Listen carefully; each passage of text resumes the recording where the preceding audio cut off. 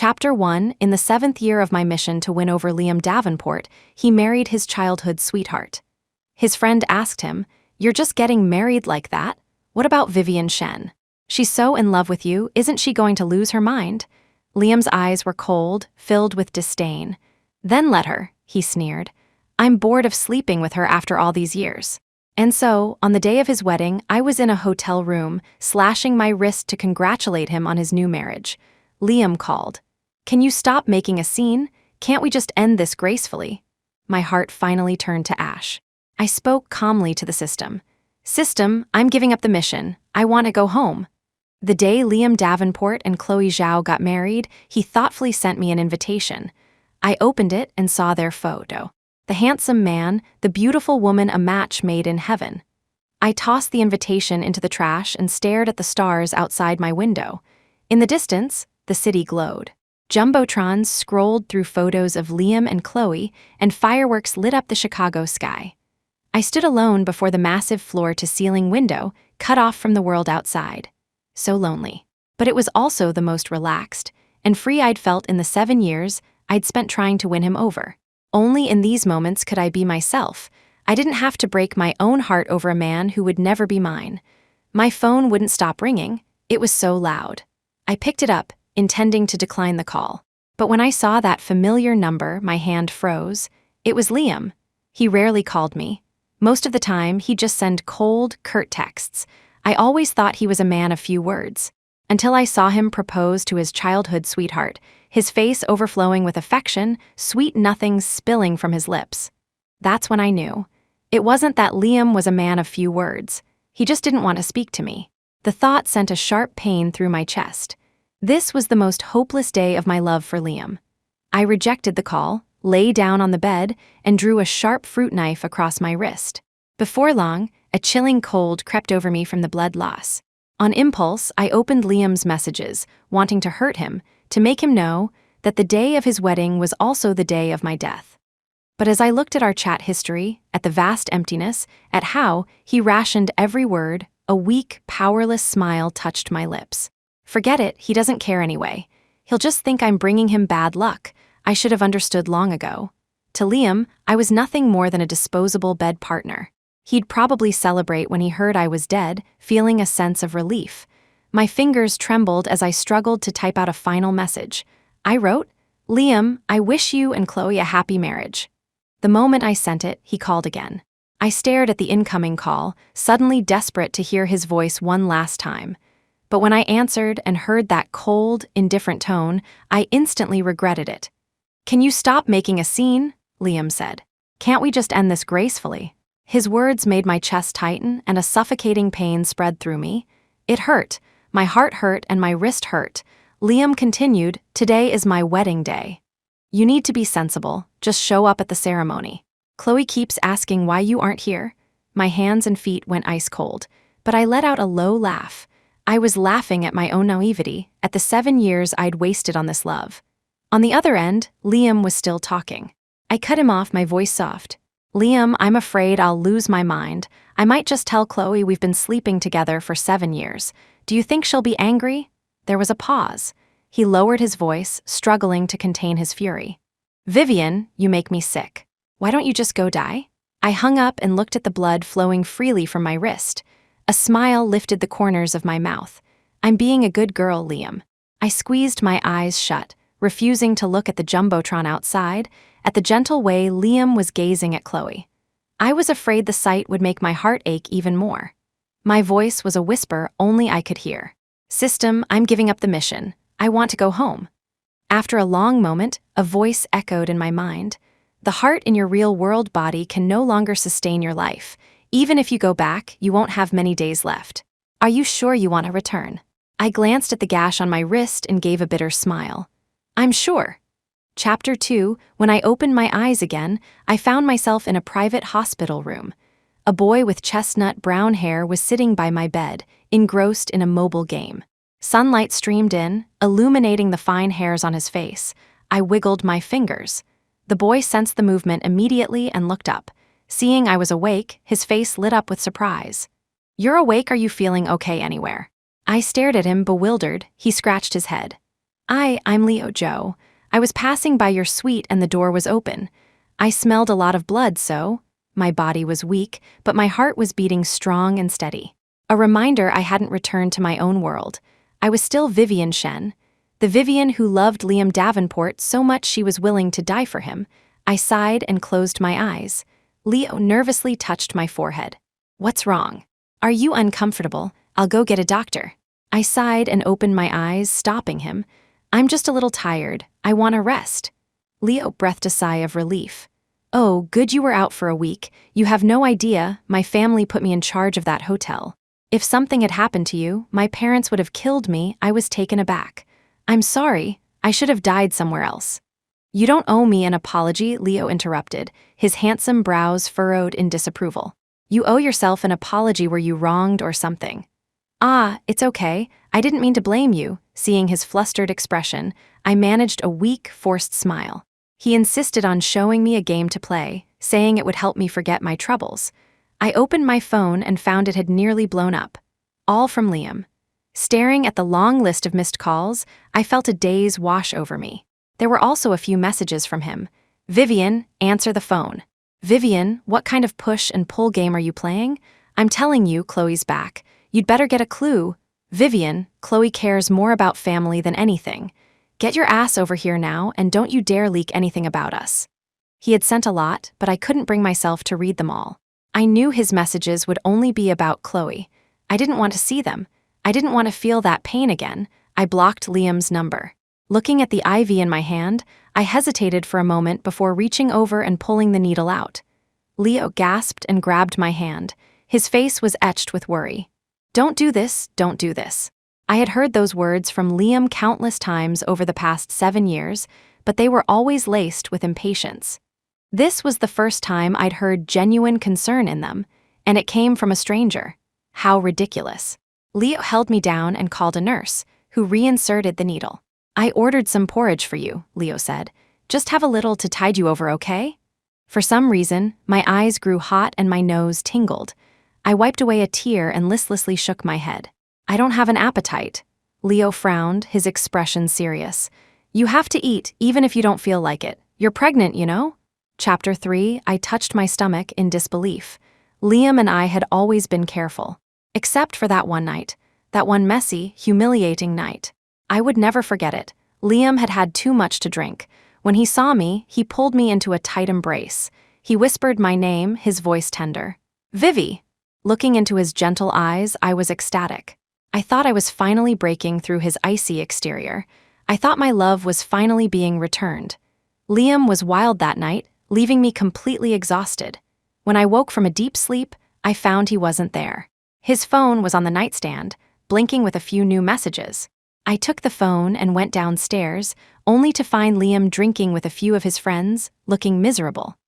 I was about to approach when I heard his friend ask, Chloe already accepted your proposal, so why are you still so down? Can't let go of Vivian? Liam snorted. She's a great lay, but she's Chloe's sister.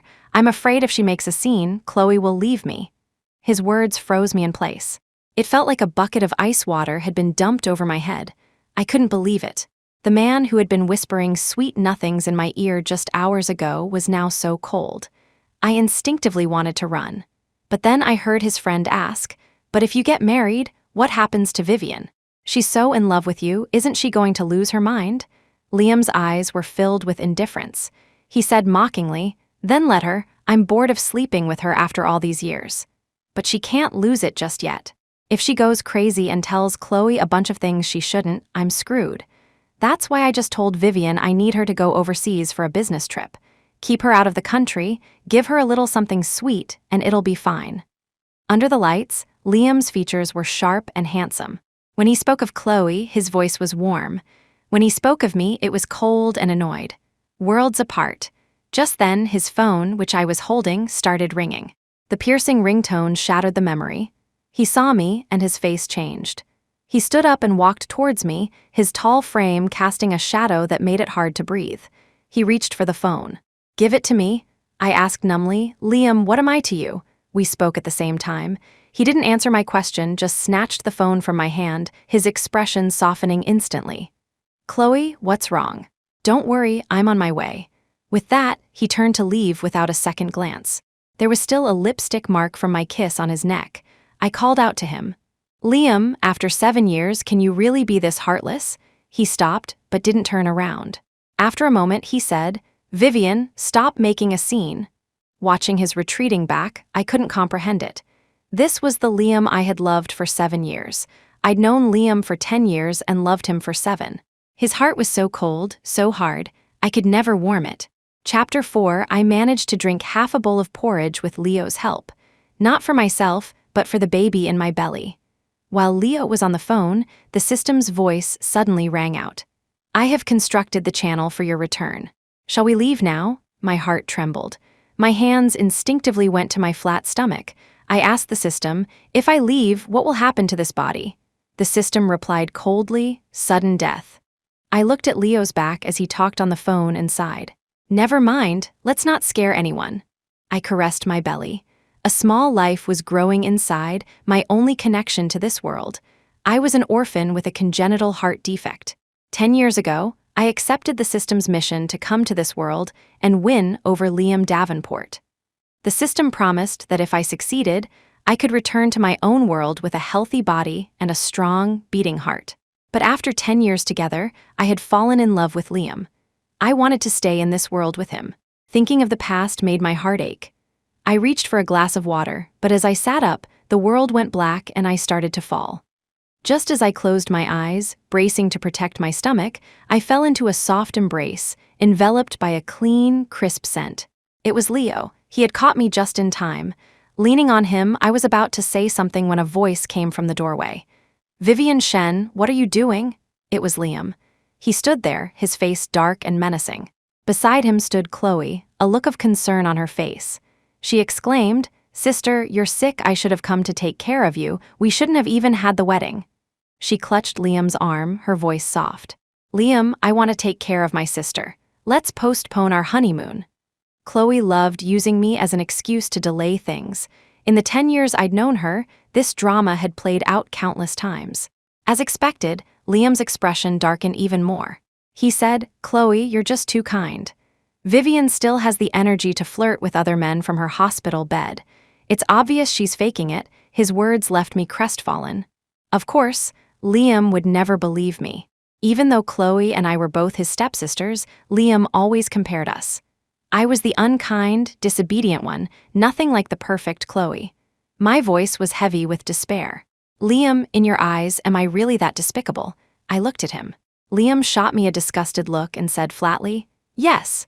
In my eyes, you are that despicable. You're manipulative." I knew that ever since Chloe had returned, Liam had grown more impatient with me, his disgust more apparent. But hearing him say it out loud still sent a wave of pain through my heart. I gripped Leo's hand tightly, tears silently streaming down my face. Leo's voice was firm. "Please leave. You're not welcome here." Liam was about to retort when Chloe clutched her head, looking pitiful. "Liam, my head hurts." At her words, Liam's attention immediately shifted. He looked at her with concern, then led her away without a backward glance. Just before they left, Chloe turned and gave me a soft, triumphant smile. I bit my lip, trying to calm the storm in my heart. When I finally calmed down, I saw the marks my nails had left on Leo's wrist. Leo didn't seem to mind. He just said gently, "Don't take it to heart. You're one of a kind, no one can compare to you, and you're not what he says you are." Just then, Liam reappeared. He saw Leo wiping my tears and his voice turned to ice. "Vivian Shen, come with me." I wiped my cheeks, only then realizing I was crying. I was about to refuse. Liam said, "Vivian, I suggest you think this through. Think about this man next to you. You wouldn't want him to be run out of Chicago because of you, would you?" Chapter 5, his low, merciless words hit me like a thunderclap, shattering my composure. Seeing my devastated look, Liam's eyes filled with cruel indifference. He continued, "As long as you come back, I'll let him go. And I won't hold what you did against you anymore." My heart felt as if it had been thrown to the ground, stomped on, and then tossed into a frozen wasteland. I didn't understand what he meant. Seeing the confusion in my eyes, Liam mercifully explained, "When I was kidnapped, it was Chloe who saved me. She was in the hospital for a long time because of it, but you lied to me. You said you were the one who saved me. If I hadn't pressed Chloe, she never would have admitted she was the one. Chloe and I were in love. It was because of your so-called life-saving grace that she thought you liked me and went abroad. She didn't want to compete with you. But Vivian, you can't keep what you gained through lies. If you have any conscience left, you'll cooperate with me. Be Chloe's maid of honor and show her that there's nothing between us. Hearing those words from Liam's mouth felt surreal. My ears were ringing, my mind went blank, and for a moment I couldn't hear a thing. But I was the one who saved Liam. The day he was kidnapped, Chloe had faked a heart problem to skip school. I was the one who saw him being abducted on the street. I was the one who dug a tunnel into that dilapidated warehouse and carried an unconscious Liam out. I stayed by his side the entire time. And now, he was saying I had lied to him. How absurd. I looked into Liam's eyes. They were detached, and I felt like I was being plunged into an icy sea, my blood freezing in my veins. His expression was calm, unreadable. I couldn't tell what he was thinking, but I finally understood. I understood why, after he was rescued, his gaze towards me was always so complicated. I understood why his attitude had suddenly turned so hostile. The person in his heart had always been Chloe. I was just the villain who had torn them apart. Just then, Leo suddenly spoke up. I'm not afraid of you, go ahead. Try and run me out of Chicago. Liam actually smiled. He looked at me, his expression darkening, his gaze growing more inscrutable. My heart tightened. Vivian, Liam said, even if you don't care about this man, what about the children's home? His words stunned me. A dense, sharp pain spread through my heart, no less intense than the first time he abandoned me for Chloe. I never thought Liam would know about the children's home I sponsored. I always assumed he was too busy with his corporate empire to notice such things. But seeing the certainty in his eyes, I understood. He was convinced I was a shameless woman. To protect Chloe, he must have investigated everything I cared about, just to have leverage to silence me completely. The thought made me tremble. I bit my lower lip so hard the sharp pain was almost a relief. I heard my own dry voice say, I'll come back. I was destined to leave this world anyway. I shouldn't bring disaster upon those who would remain. Chapter 6. On the way back to the Davenport estate, Liam looked at me with scorn. That guy you found isn't much, huh? Ditched you just like that. I leaned back against the plush leather seat and closed my eyes, feigning sleep. Hearing his taunt, I opened my eyes and looked out the window. After a moment of silence, I said, It's for the best. This way, I don't owe anyone anything. Liam seemed to want to say more, but I closed my eyes again. Still, I could feel his burning gaze on me, but I was tired. I didn't want to deal with it. Arriving at the Davenport estate, I smelled the suffocatingly dense fragrance of flowers in the air. Looking at the blooming roses, a faint smile touched my lips. My skin began to burn and ache. If the system wasn't mitigating some of the reaction, I think I would have already collapsed. Seeing the smile on my lips, Liam's tone suddenly softened. What kind of flowers do you like? I'll have some sent to you later. I shook my head, my voice calm. I don't like flowers. Don't trouble yourself, brother-in-law. The word brother-in-law made Liam's face visibly darken. I ignored it. The system asked, a little confused, why I had returned. I replied silently, this much pollen is a lethal dose for me. I want to give Liam a wedding gift. The system asked, even if it makes you suffer like this? I nodded. As I was communicating with the system, we walked into the mansion.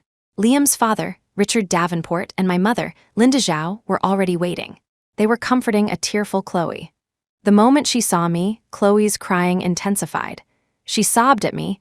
I thought my sister hated me and didn't want to be my maid of honor. Richard said nothing, but the look he gave me was complicated. My mother, Linda, however, glared at me with pure disgust. You wretched girl, she said coldly. You knew today was your sister's wedding.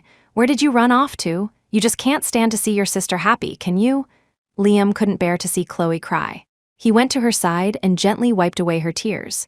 Watching this, I thought I would be heartbroken, but my heart was calm. I almost wanted to laugh. Chloe sobbed, Is sister unhappy because we're getting married? I know she's always liked Liam. If she's not happy, then we shouldn't get married. Liam, I'm sorry. Chloe's words made Liam anxious. He held her and whispered comforting words, then said, Don't be ridiculous. Why would Vivian like me? There's nothing between us. Chloe stopped crying. Really? Really, Liam said seriously. You can ask her. Besides, when I found her, she was getting very close with another man. Hearing this, Chloe's tears turned to laughter. Is that her boyfriend? What's he like? Liam fell silent. I, however, smiled and said, he's not my boyfriend, but if he wanted to be, I wouldn't be opposed to it. My words made Liam's face darken. He blurted out, a guy like that.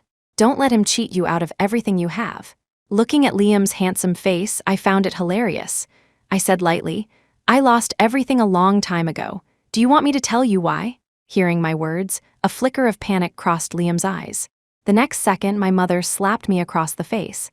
How could I have such a shameless daughter? She shrieked.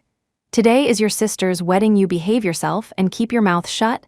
I looked at her in silence, a bitter taste in my mouth. So my mother knew about my sordid affair with Liam all along.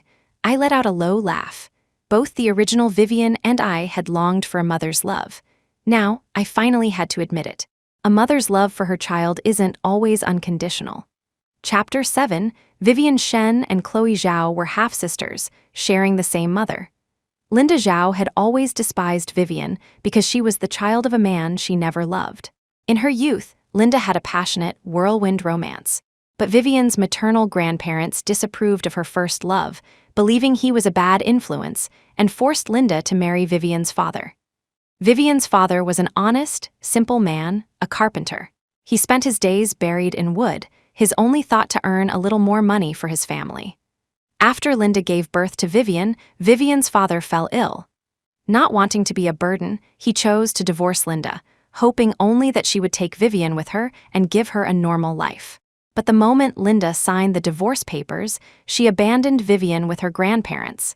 She couldn't wait to marry her first love, with whom she soon had Chloe. That's why she doted on Chloe. To her, Chloe was the fruit of her love, while Vivian was merely a symbol of her miserable past. Her grandparents' health was poor, so they had no choice but to send Vivian to live with Linda. Linda treated Vivian with constant disdain, while Chloe, seeing Vivian as an intruder who had ruined their family, was relentlessly hostile. In that household, only Linda's first love ever showed Vivian any kindness, occasionally giving her white rabbit candies. But the way he looked at Vivian was strange. As a child, Vivian didn't understand what that look meant, but as an adult, I knew exactly what it meant. I arrived in this world on the day Vivian was born. I watched as she, by instinct, tried to get close to Linda, only to be secretly tormented by her. I could only watch, powerless. Eventually, while suffering from a high fever, Vivian was forced by Linda to do chores. She accidentally broke a cup and was thrown out of the house into the freezing cold. I watched anxiously as she pounded on the door, seeing the triumphant smiles of the mother and daughter inside. I watched as Vivian took her last breath. With the system's help, I became Vivian. As she was dying, Vivian was still murmuring, "Mommy, Daddy." Just as I was about to plot my revenge against Linda's first love, he got drunk and was killed in a car accident. At the funeral, Linda and Chloe cried their hearts out. My own heart was calm. When Linda married Richard Davenport, I hadn't wanted to follow. But the system told me that the target of my mission was Richard's biological son. So I had to grab Linda's hand and beg her not to abandon me.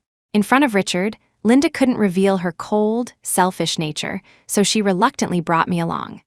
Both Chloe and I were so-called burdens, but Linda adored Chloe, so Chloe became the young miss of the Davenport family, while I was just a stranger living under their roof. Richard and Linda had known each other for a long time. She was the unattainable woman of his dreams. Because of this, Liam always believed Linda was the reason his own mother had died of depression. He never treated either Chloe or me with kindness. He only mellowed as he got older, but he still detested Linda. During the 6 years we were together, we argued about her more than once. I used to secretly rejoice, thinking that if he hated Linda so much, he must also hate me, her unlikable daughter, and by extension, he would hate her beloved daughter even more. But then I saw Liam abandon me on the streets of Paris for Chloe. When I ran into thugs and called him for help, he hung up just to lull Chloe to sleep. When I was sick and he accused me of faking it, throwing a glass of cold water on me, he didn't care that I was barely breathing as he flew to Paris to have dinner with Chloe. I should have understood long ago. I just always believed I was seeing the real Liam, his raw emotions, and that I was different to him. How pitiful a woman in love can be. Chapter 8. Linda dragged me upstairs, her grip painfully tight. As soon as we were upstairs, she flung my hand away and obsessively wiped her own fingers with a tissue, as if I were some piece of trash. She looked at me coldly. "Vivian, Chloe is a good girl. She's not conniving like you. She's pure. Back then, because you liked Liam, she chose to go abroad and let you two be together, even though she and Liam were in love. Don't you dare tell Chloe about your sordid business with Liam. She won't be able to handle it. Chloe has a heart condition and depression. As her older sister, you should give in to her." I watched Linda's actions with cold eyes, a sudden pang of anguish in my heart. Perhaps it was this body, still clinging to a sliver of hope for a mother's love. But Linda had disappointed us once again. In her heart, there was only Chloe. "I know," I whispered silently to myself, my heart aching with sorrow. The truth is, I had also craved Linda's love. After I became Vivian, I naturally wanted to be close to her, just as the original Vivian had. But time and time again, Linda pushed me away. Linda frowned at me. Perhaps my calmness seemed unnatural to her. Her gaze fell on the red spots appearing on my neck. "What's this?" she asked, puzzled. I touched my neck. I understood. The system could no longer suppress my allergic reaction. No wonder I was finding it hard to breathe. But I had to hold on. I had to wait until Liam and Chloe's wedding to collapse. Just as I was about to say something, Linda took a step back in disgust. "Can't you have some self-respect? How are Chloe and I supposed to hold our heads up with you acting like this?" I found it hilarious. She thought they were hickeys. What right did she have to lecture me? She was fooling around with her first love while my father was sick. My father and she divorced, and just a few months later, Linda gave birth to Chloe. Just then, Liam suddenly appeared at the top of the stairs, frowning as he approached us. Seeing him, Linda had no choice but to leave. After she was gone, Liam grabbed my wrist, his face contorted with rage. "Vivian, I haven't settled the score with you for finding another man." "Are you that desperate?" I smiled. "In what capacity are you saying this? As my boyfriend or my brother-in-law?" Liam sneered. "You're not worthy of being my girlfriend. You used to parade around with that title, but you need to understand, if you hadn't set me up, I never would have slept with you." A brutal hand squeezed my heart. 6 years ago, Chloe had left without a word. Liam, at a business dinner, got drunk and was drugged by someone with ulterior motives. When I arrived, he had locked himself in a room. What happened next was a blur of hazy passion. When I woke up, I saw his red-rimmed eyes. I told Liam not to worry about it, to pretend it never happened. But the next day, Liam found me and said he had to take responsibility. And just like that, Liam and I were together. Thinking back on those 6 years, all I could picture was Liam's cold, indifferent face. But I still wanted a clear answer for myself. I said softly, "Liam, did you know? I'm allergic to pollen." Liam cut me off, his eyes like nails piercing my chest. "Vivian, you're standing right here, perfectly fine. How are you allergic? If you're going to lie, at least make it logical." Chapter 9. The system had been mitigating the pain of my allergic reaction, but now it had become proof that I was a liar. I couldn't just lift my shirt and show him the red spots covering my body. I was silent for a moment, then forced a smile. Liam was still talking. "Vivian, stay away from those shady people. And don't go telling Chloe things she shouldn't hear. Otherwise, I'll make you regret it." I wanted to laugh even more. Everyone was threatening me, all for Chloe.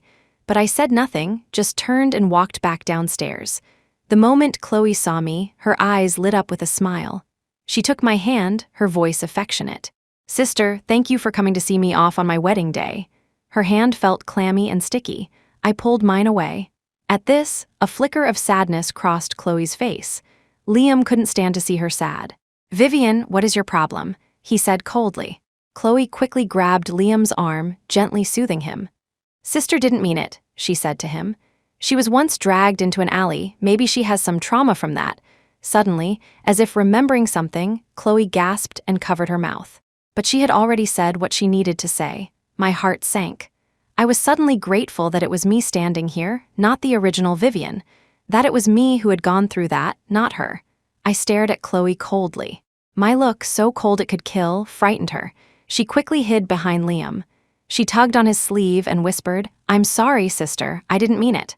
I said, each word deliberate, "You did it on purpose. That day, you were right behind me. Why didn't you call the police? And today, why did you say something so vague, making everyone think I've been defiled? I haven't been defiled. The person who dragged me in that day was you. Before I could finish, Chloe clutched her chest, crying out that it hurt. Seeing her in distress, Liam rushed to hold her, his face filled with anxiety.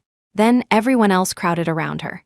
Watching Chloe, the center of everyone's concern, I just smirked. It was always like this. The moment Chloe frowned and said she was in pain, she captured everyone's attention. I stood there bored, watching her performance. I saw her expression gradually relax, and then she slowly lifted her tear-filled eyes to Liam. "It's all my fault," she said. "I made my sister angry." Liam's gaze turned to me, suddenly becoming dark and glacial. "Vivian," he said coldly, "apologize to Chloe." I shook my head. Liam carefully helped Chloe to the side, gently stroking her hair. Then he stood before me, radiating menace.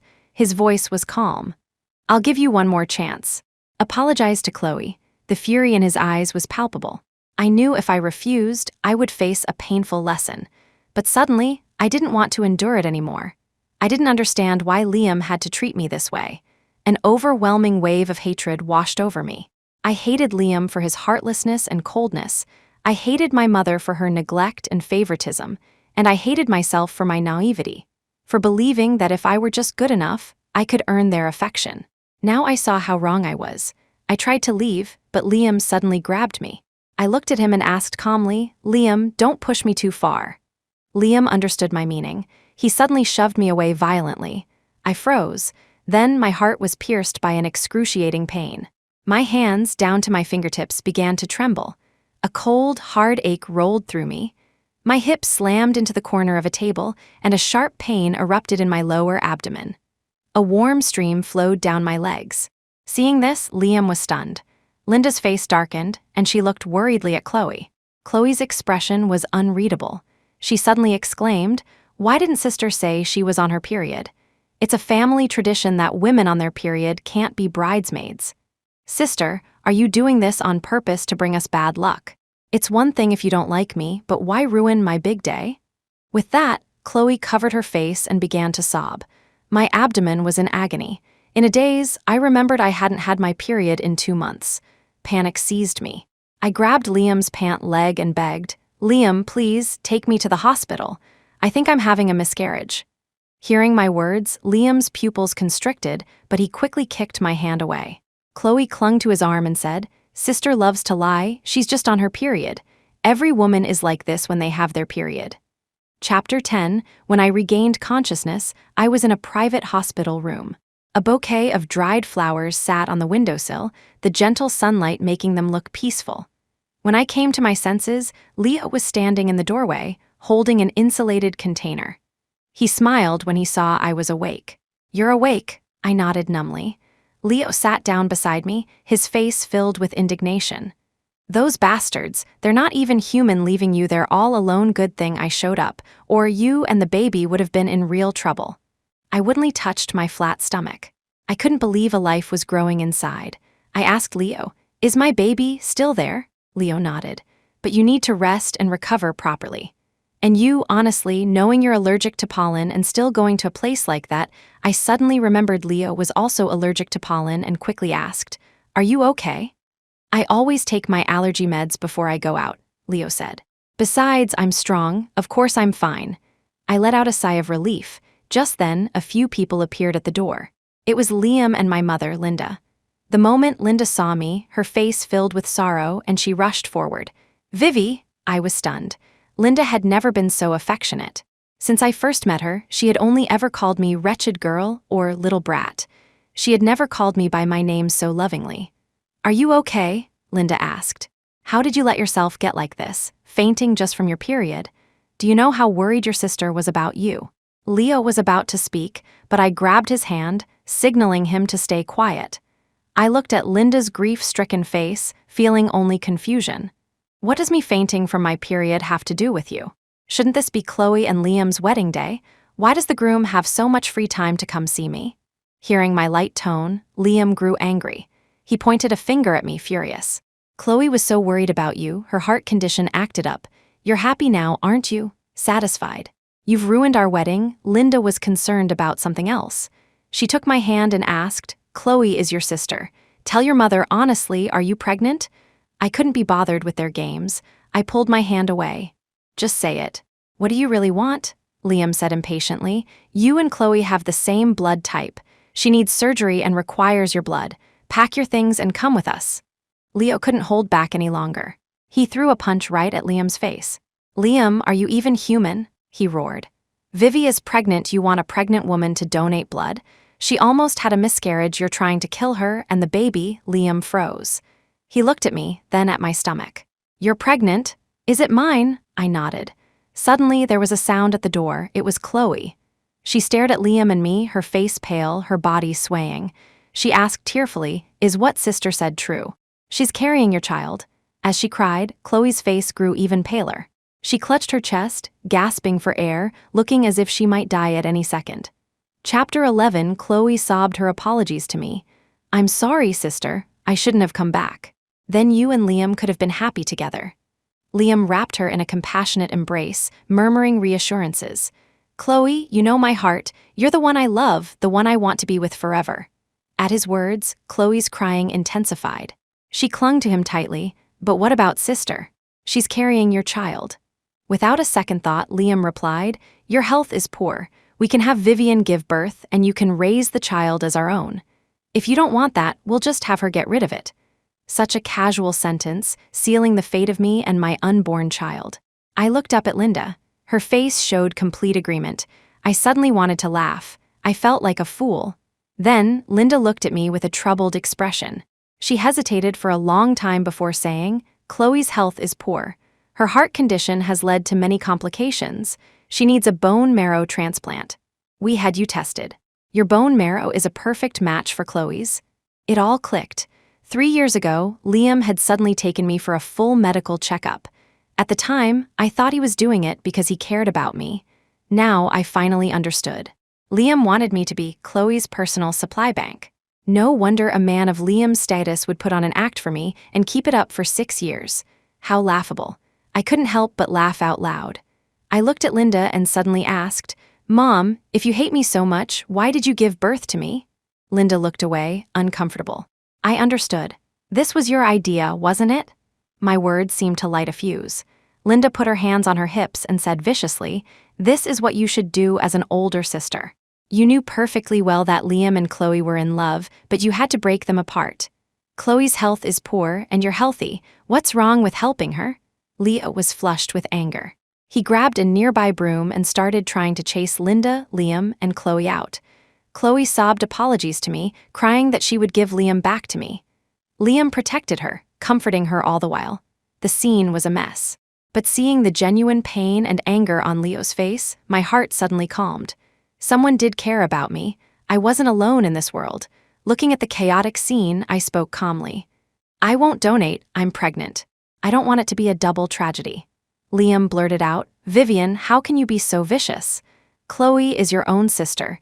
You used tricks to get pregnant with my child, and now you're using it to blackmail me." I wasn't angry.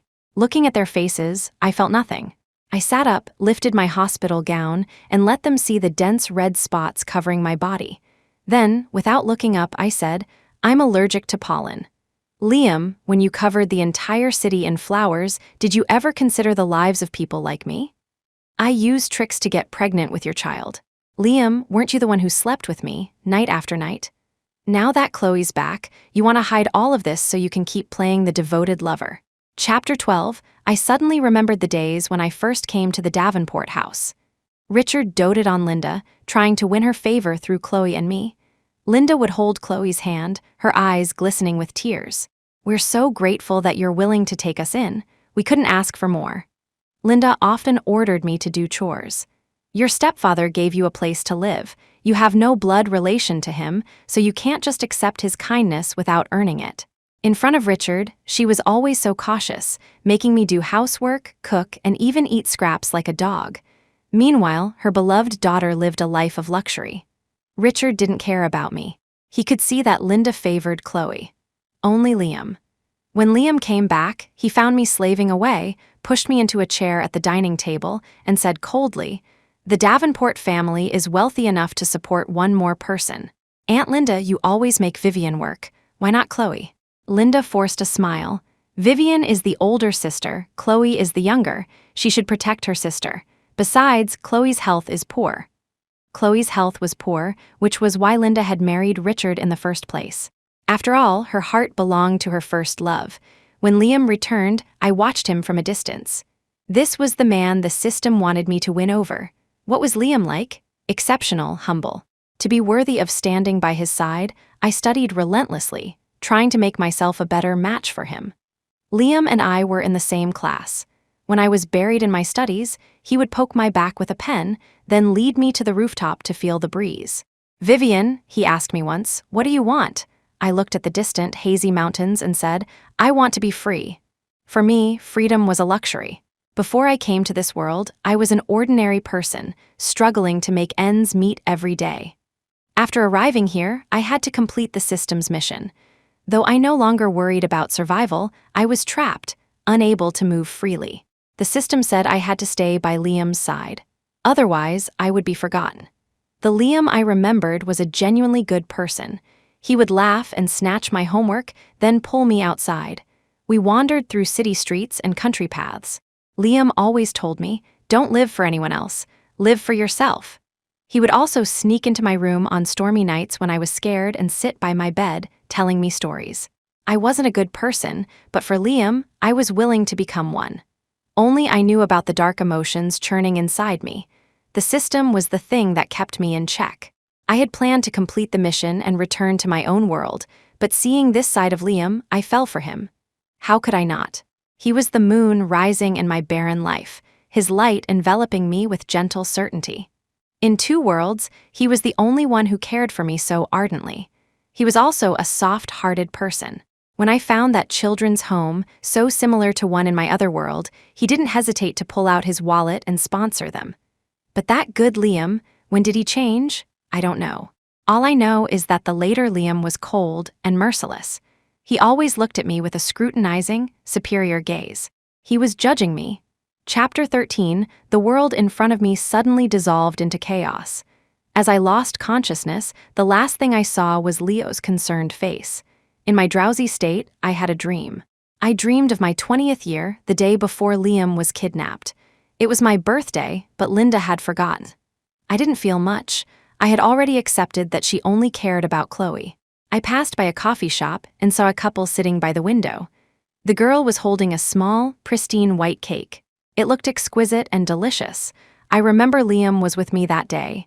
Seeing me staring at the cake, he smiled and said, "Want some cake?" I shook my head. "You're so young," Liam said.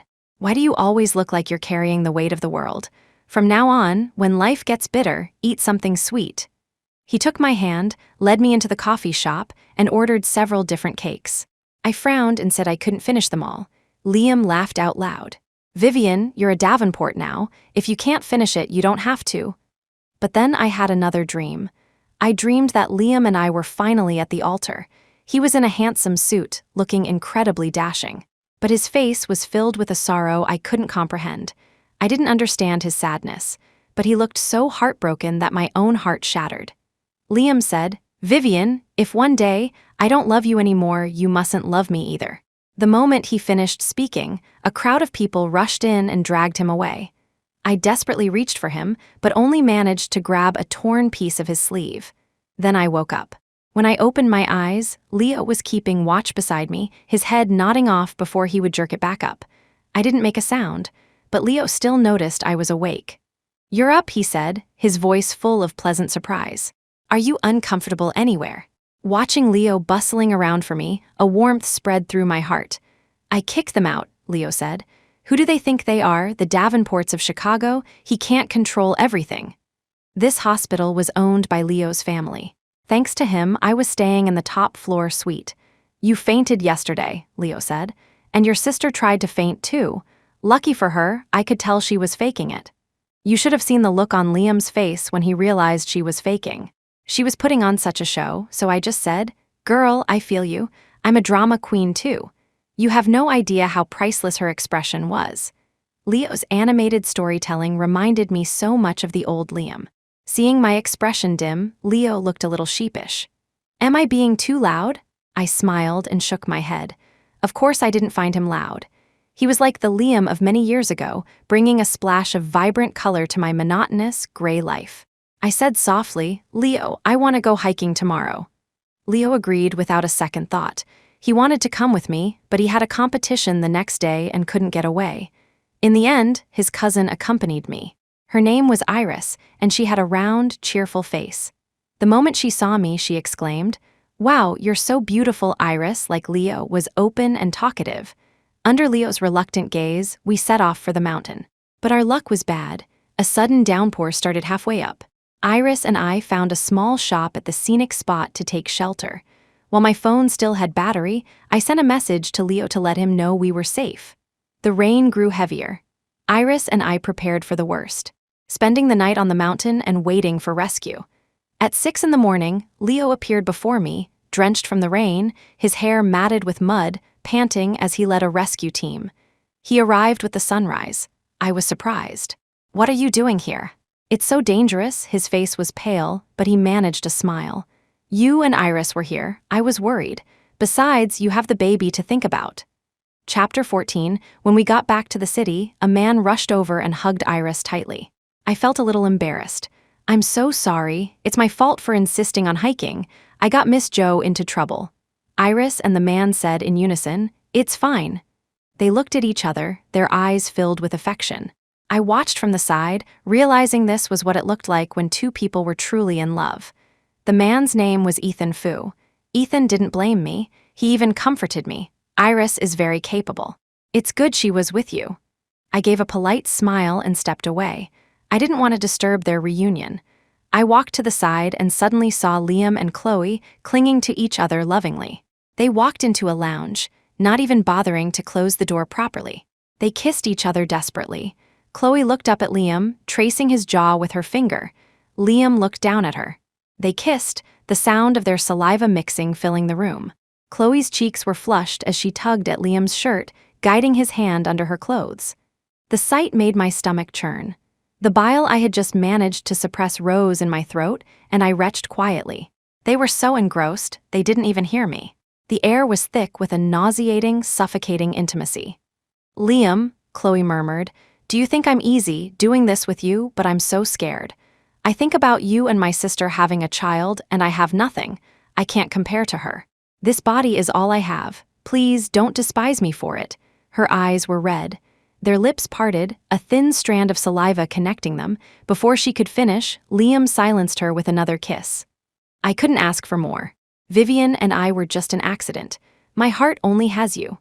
I had to close my eyes, but their suggestive sounds were everywhere.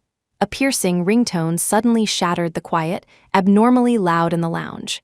The entangled couple on the sofa briefly broke from their daze.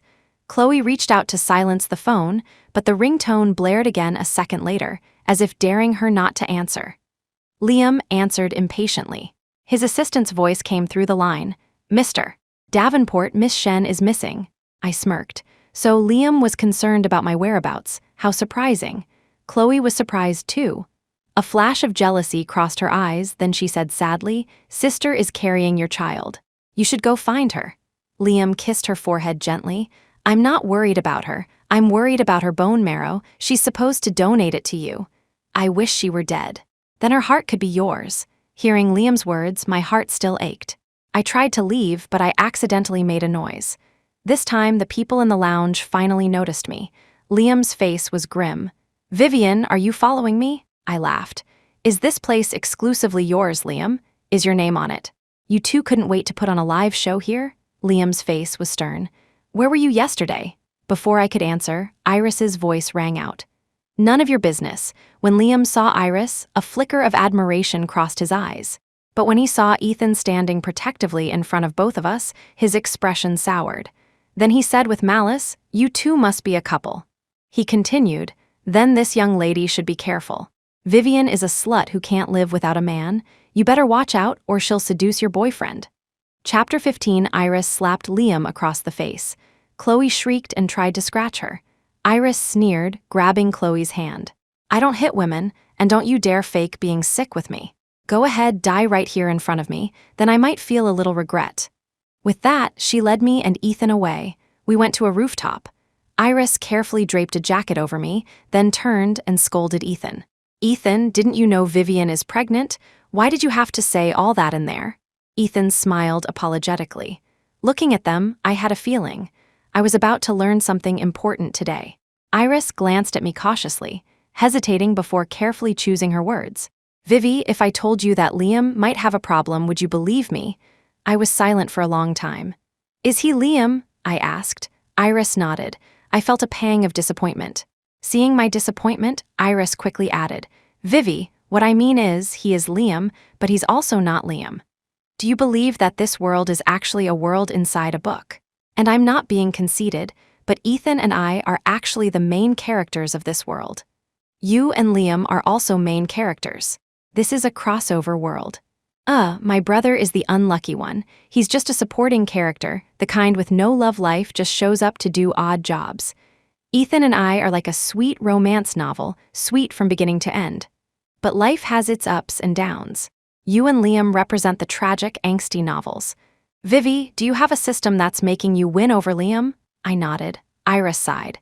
Ethan said, because you've awakened, your storyline is restarting. We didn't know until Leo suddenly appeared on your path. The system probably lied to you, telling you that once you won over Liam, you could return to your own world. But according to your storyline, in the process of winning him over, you would fall in love with him and eventually give up the idea of going back. The reality is, the system can't send you back at all, because you are from this world. I thought for a moment. Iris continued, my brother shouldn't have appeared in your story. We're from Beijing, you're in Chicago. Our paths should never have crossed. But you awakened. Vivi, your struggles, your plan to use your allergy to teach Liam and Chloe a lesson at their wedding, that's you waking up. I suddenly remembered the time I observed the original Vivian's short life. Every time I saw her life, I felt a sense of familiarity, as if I had experienced it somewhere before. At the time, I thought it was because I had been with Vivian for so long and was empathizing. After all, I was an orphan. How could I have a family? Was this really how it was? I was silent for a moment, then asked Iris, what about Liam? Vivi, we're not sure, Iris said, but only you know whether this Liam is the real Liam. But don't worry, we'll help you. Take my brother with you. He's a man who wanders between storylines. He's not affected by the plot. It was because of him that we awakened in the first place. Just as Iris finished speaking, Leo's bright, smiling face appeared on the rooftop. He was wearing a white t-shirt, his smile clean and pure, just like the Liam of many years ago. Chapter 16, Will my pregnancy affect our actions? I asked Iris. Iris waved a dismissive hand. It's fine, you're the heroine of a tragic romance, remember. The kind who can have her heart, lungs, and eyes ripped out and still grow them back perfectly. A little baby in your belly is nothing. You could go bungee jumping, dancing, drinking, whatever, and you wouldn't lose that baby. When we found out you were a tragic romance heroine, Ethan and I binged a ton of those novels. We cried our eyes out at the beginning. That baby will only disappear when it's needed to awaken Liam's guilt and love for you. I nodded. Before Leo and I went downstairs, I looked back. Iris and Ethan were watching us leave. They stood side by side, and when they saw me turn, they broke into bright smiles and waved, encouraging me to move forward. Iris said I had to break the storyline to be free. She didn't know what a tragic heroine had to go through to awaken, or what price had to be paid. But thinking about what Iris said, that if I hadn't awakened, I would have had my heart, lungs, and eyes ripped out, sent a shiver down my spine. Leo thought I was cold and quickly took off his jacket, draping it over my shoulders. We returned to the old Davenport family mansion. Since Liam's grandfather passed away, Richard and Linda no longer lived there. I'd once overheard the staff gossiping that the old man couldn't stand Linda and had stipulated in his will that Richard couldn't live in the mansion as long as he was married to her. I thought the butler would stop me when I arrived, but he just squinted at me for a moment, then smiled kindly. Miss Vivian, you've returned. I noted his use of the word returned and quickly asked what he meant. The butler was old, but he still stood tall and straight. The young master said that Miss Vivian would return, the old butler said.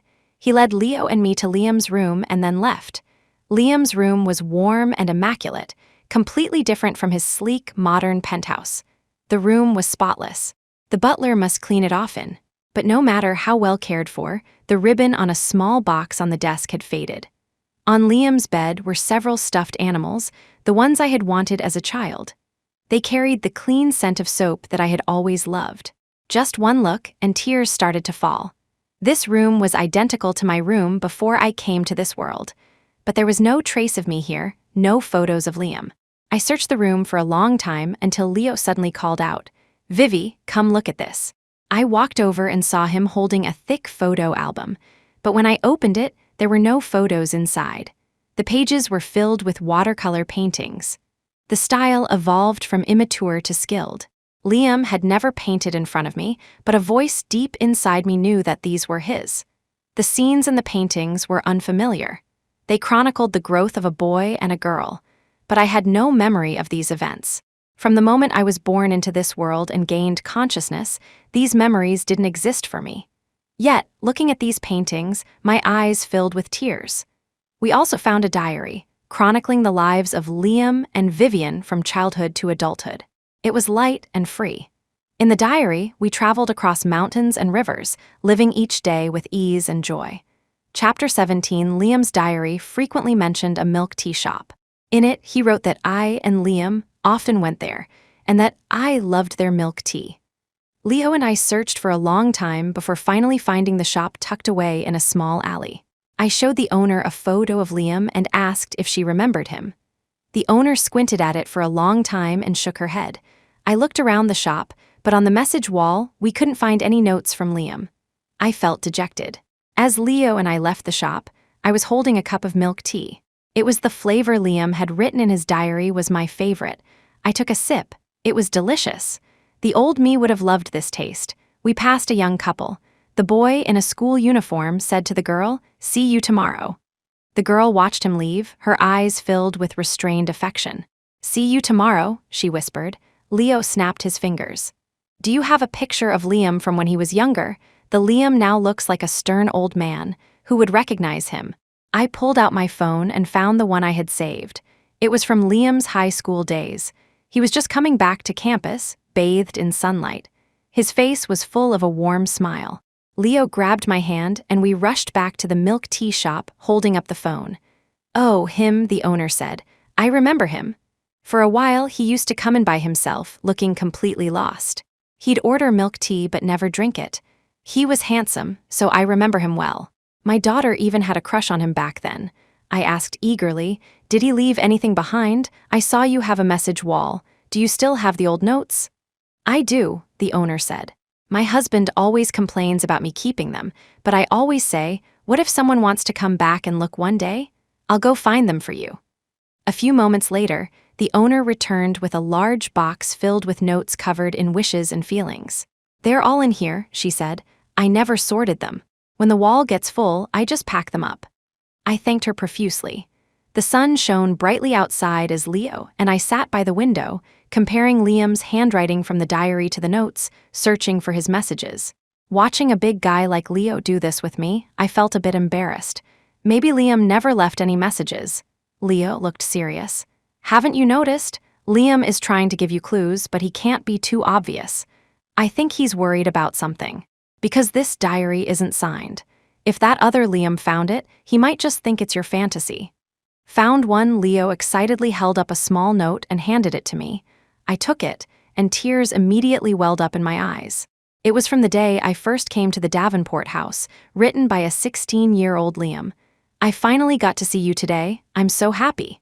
Once we found that one, the others followed. "So this is what you were like back then. I will protect you. I won't let you repeat the same mistakes. The way you look at me is so unfamiliar. I don't like it. Vivi, I've waited for you for so long. If one day you find that I don't love you anymore, please don't try to win me back." Liam had written so much.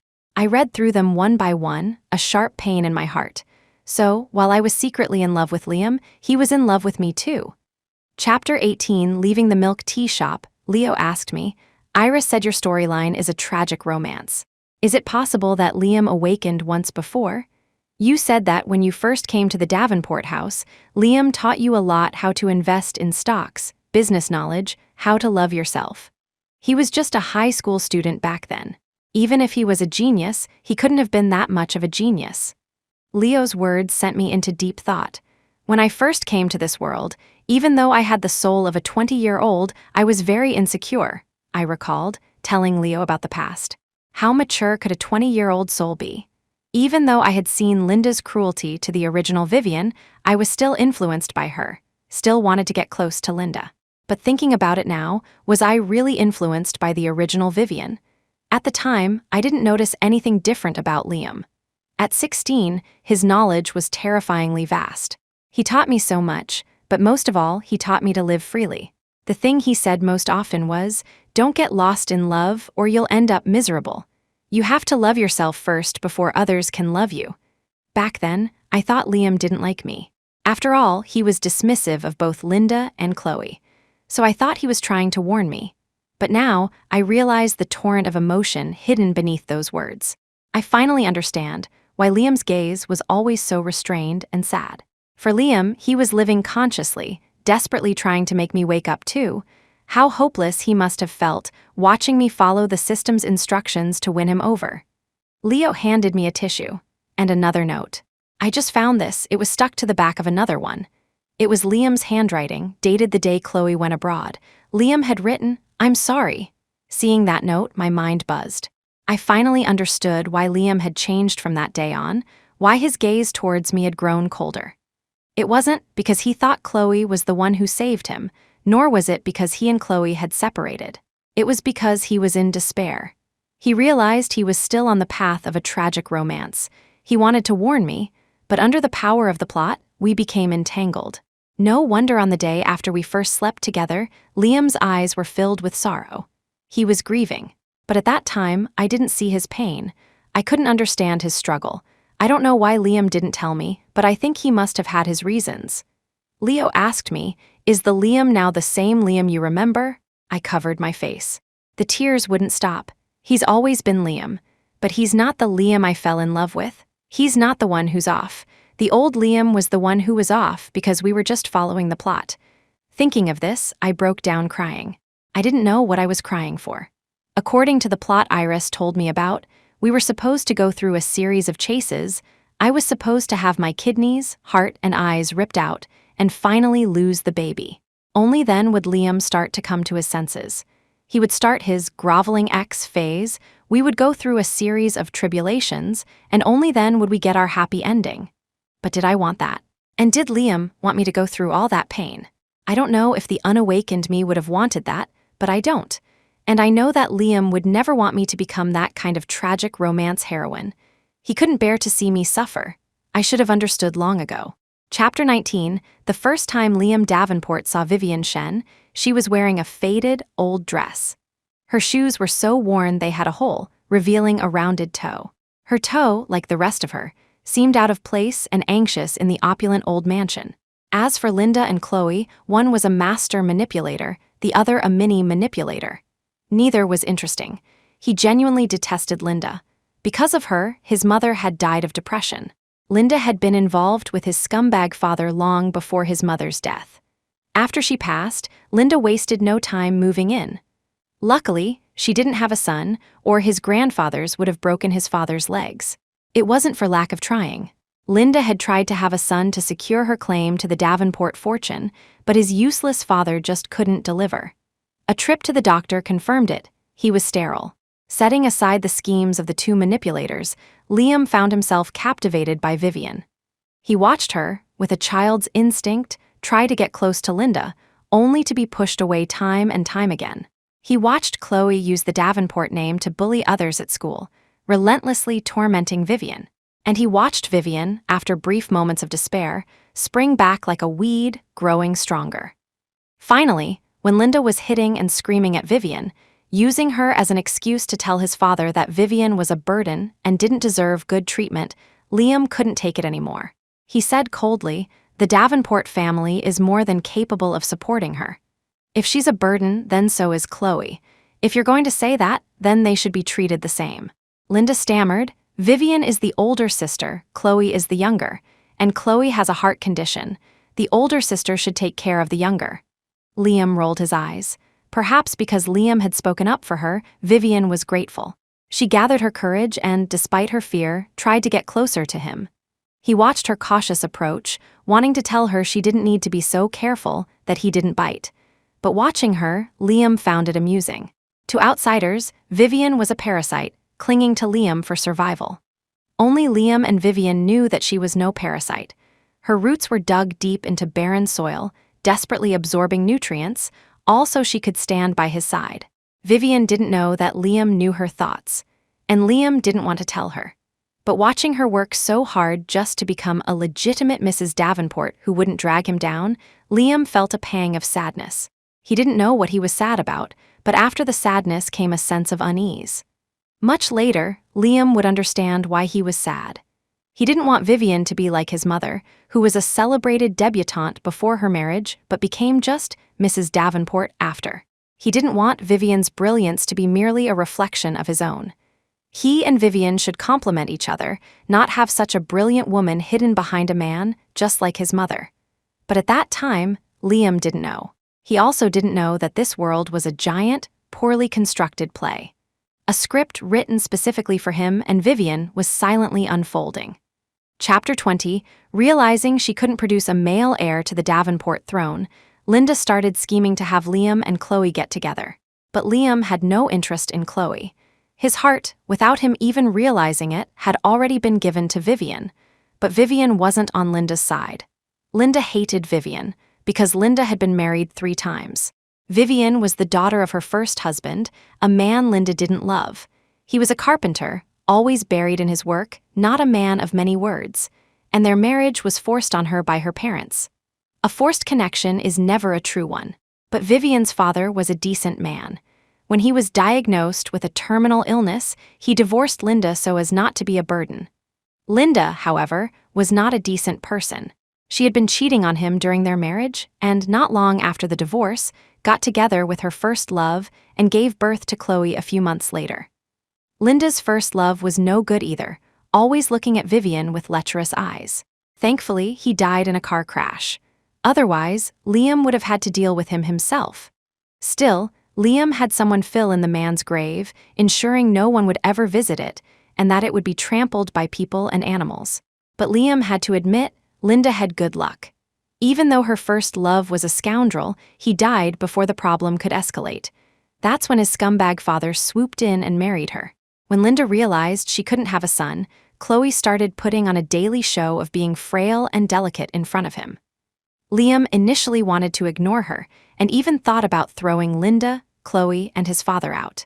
But Chloe claimed she and Vivian were very close.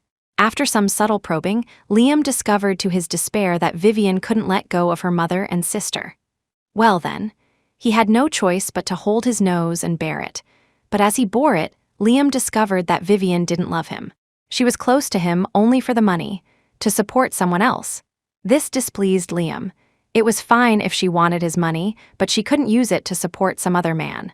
The night he and Vivian first slept together, it was actually Chloe who had drugged him. But with what little sense he had left, he found Vivian. He wanted to tell her. He didn't even know what he wanted to tell her. It just happened. He and Vivian got together. Linda's plans were foiled, but she still didn't give up on breaking them up. Later, Liam couldn't understand it. Vivian was her daughter too, and Vivian was, to a fault, filial. If Linda had been just a little kinder to Vivian, Vivian would have taken care of her in her old age. Liam couldn't understand, but he didn't have time to. Because after he and Vivian got together, all the problems erupted. Everyone thought Vivian had seduced Liam. Even though they all knew they weren't related by blood, officially, she was his stepsister. Their relationship was a transgression, a violation of natural order. Incest. Linda didn't even consider that by blocking this path, she was also blocking Chloe's chances.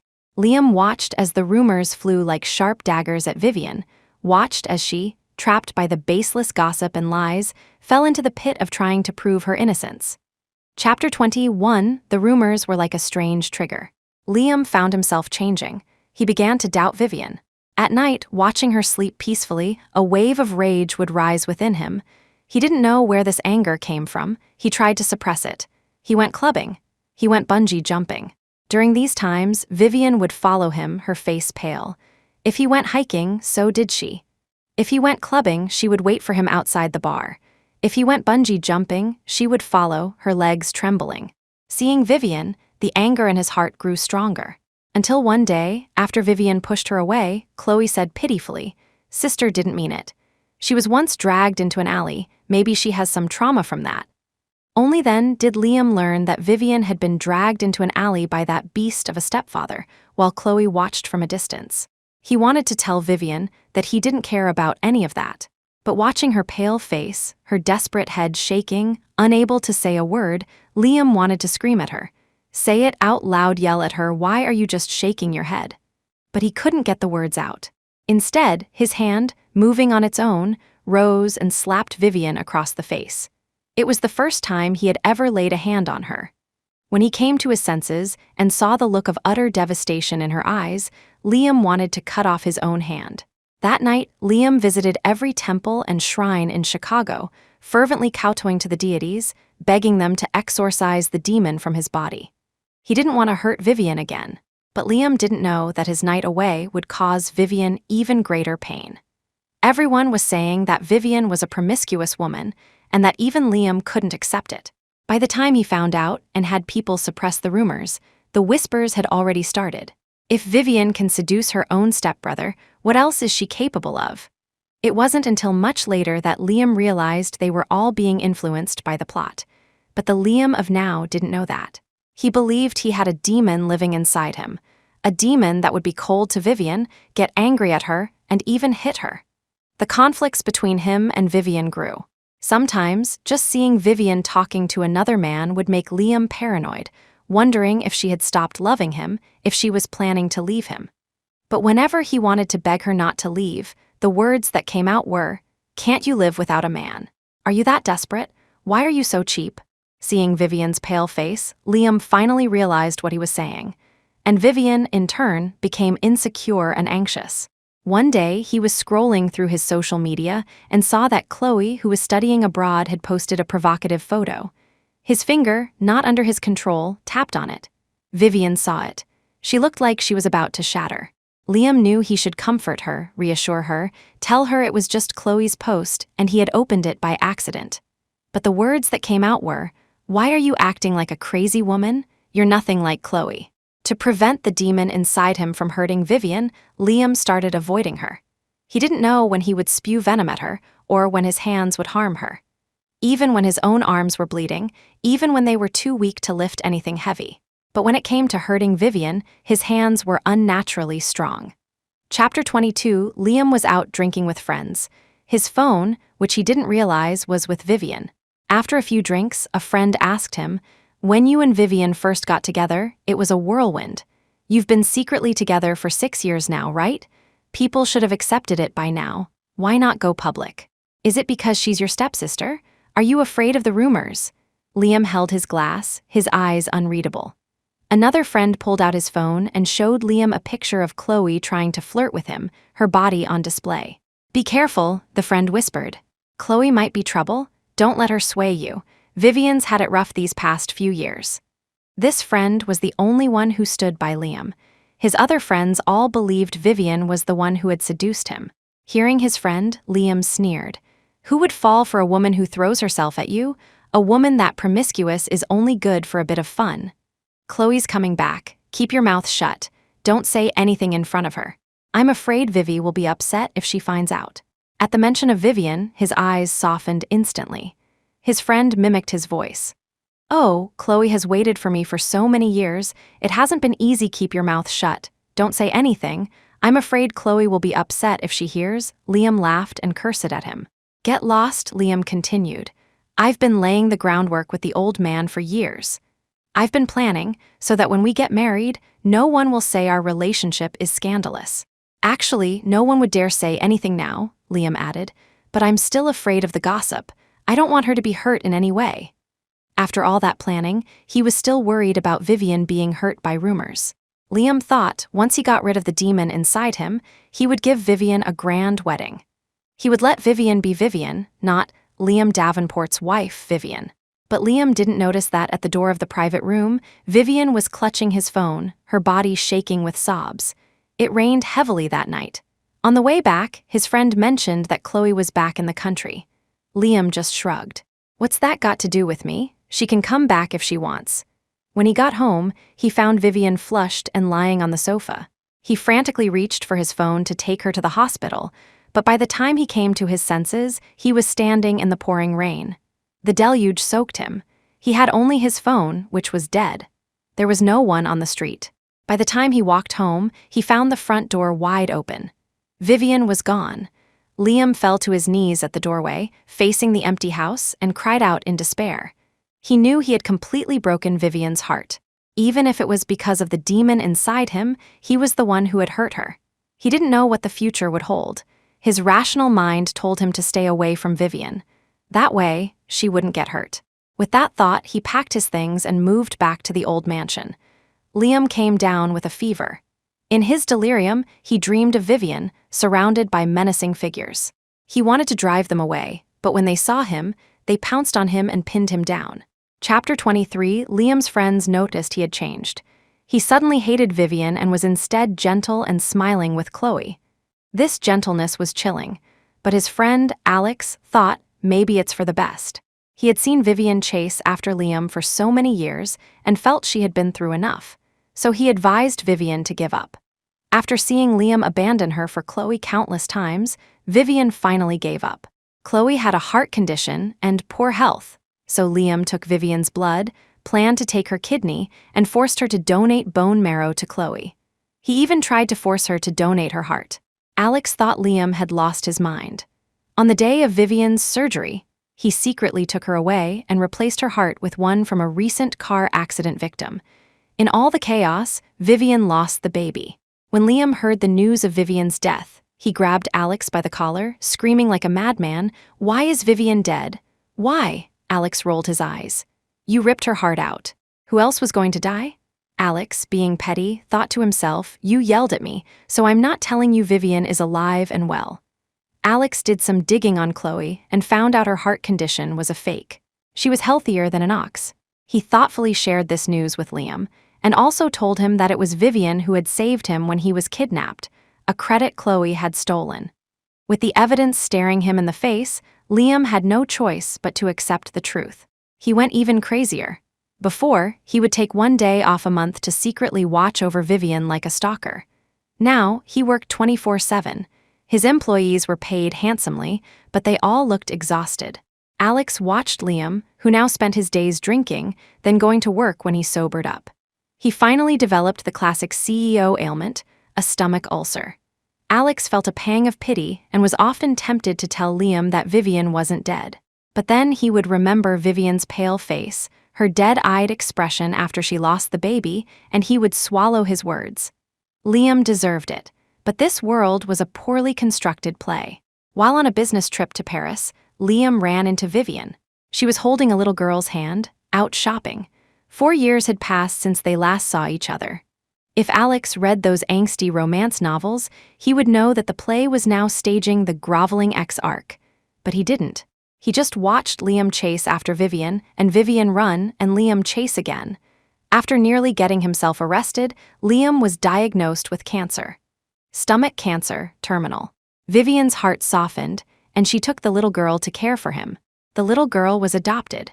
She looked at Liam with disdain and at Vivian with disappointment. But no matter what she said, Vivian seemed to be under a spell.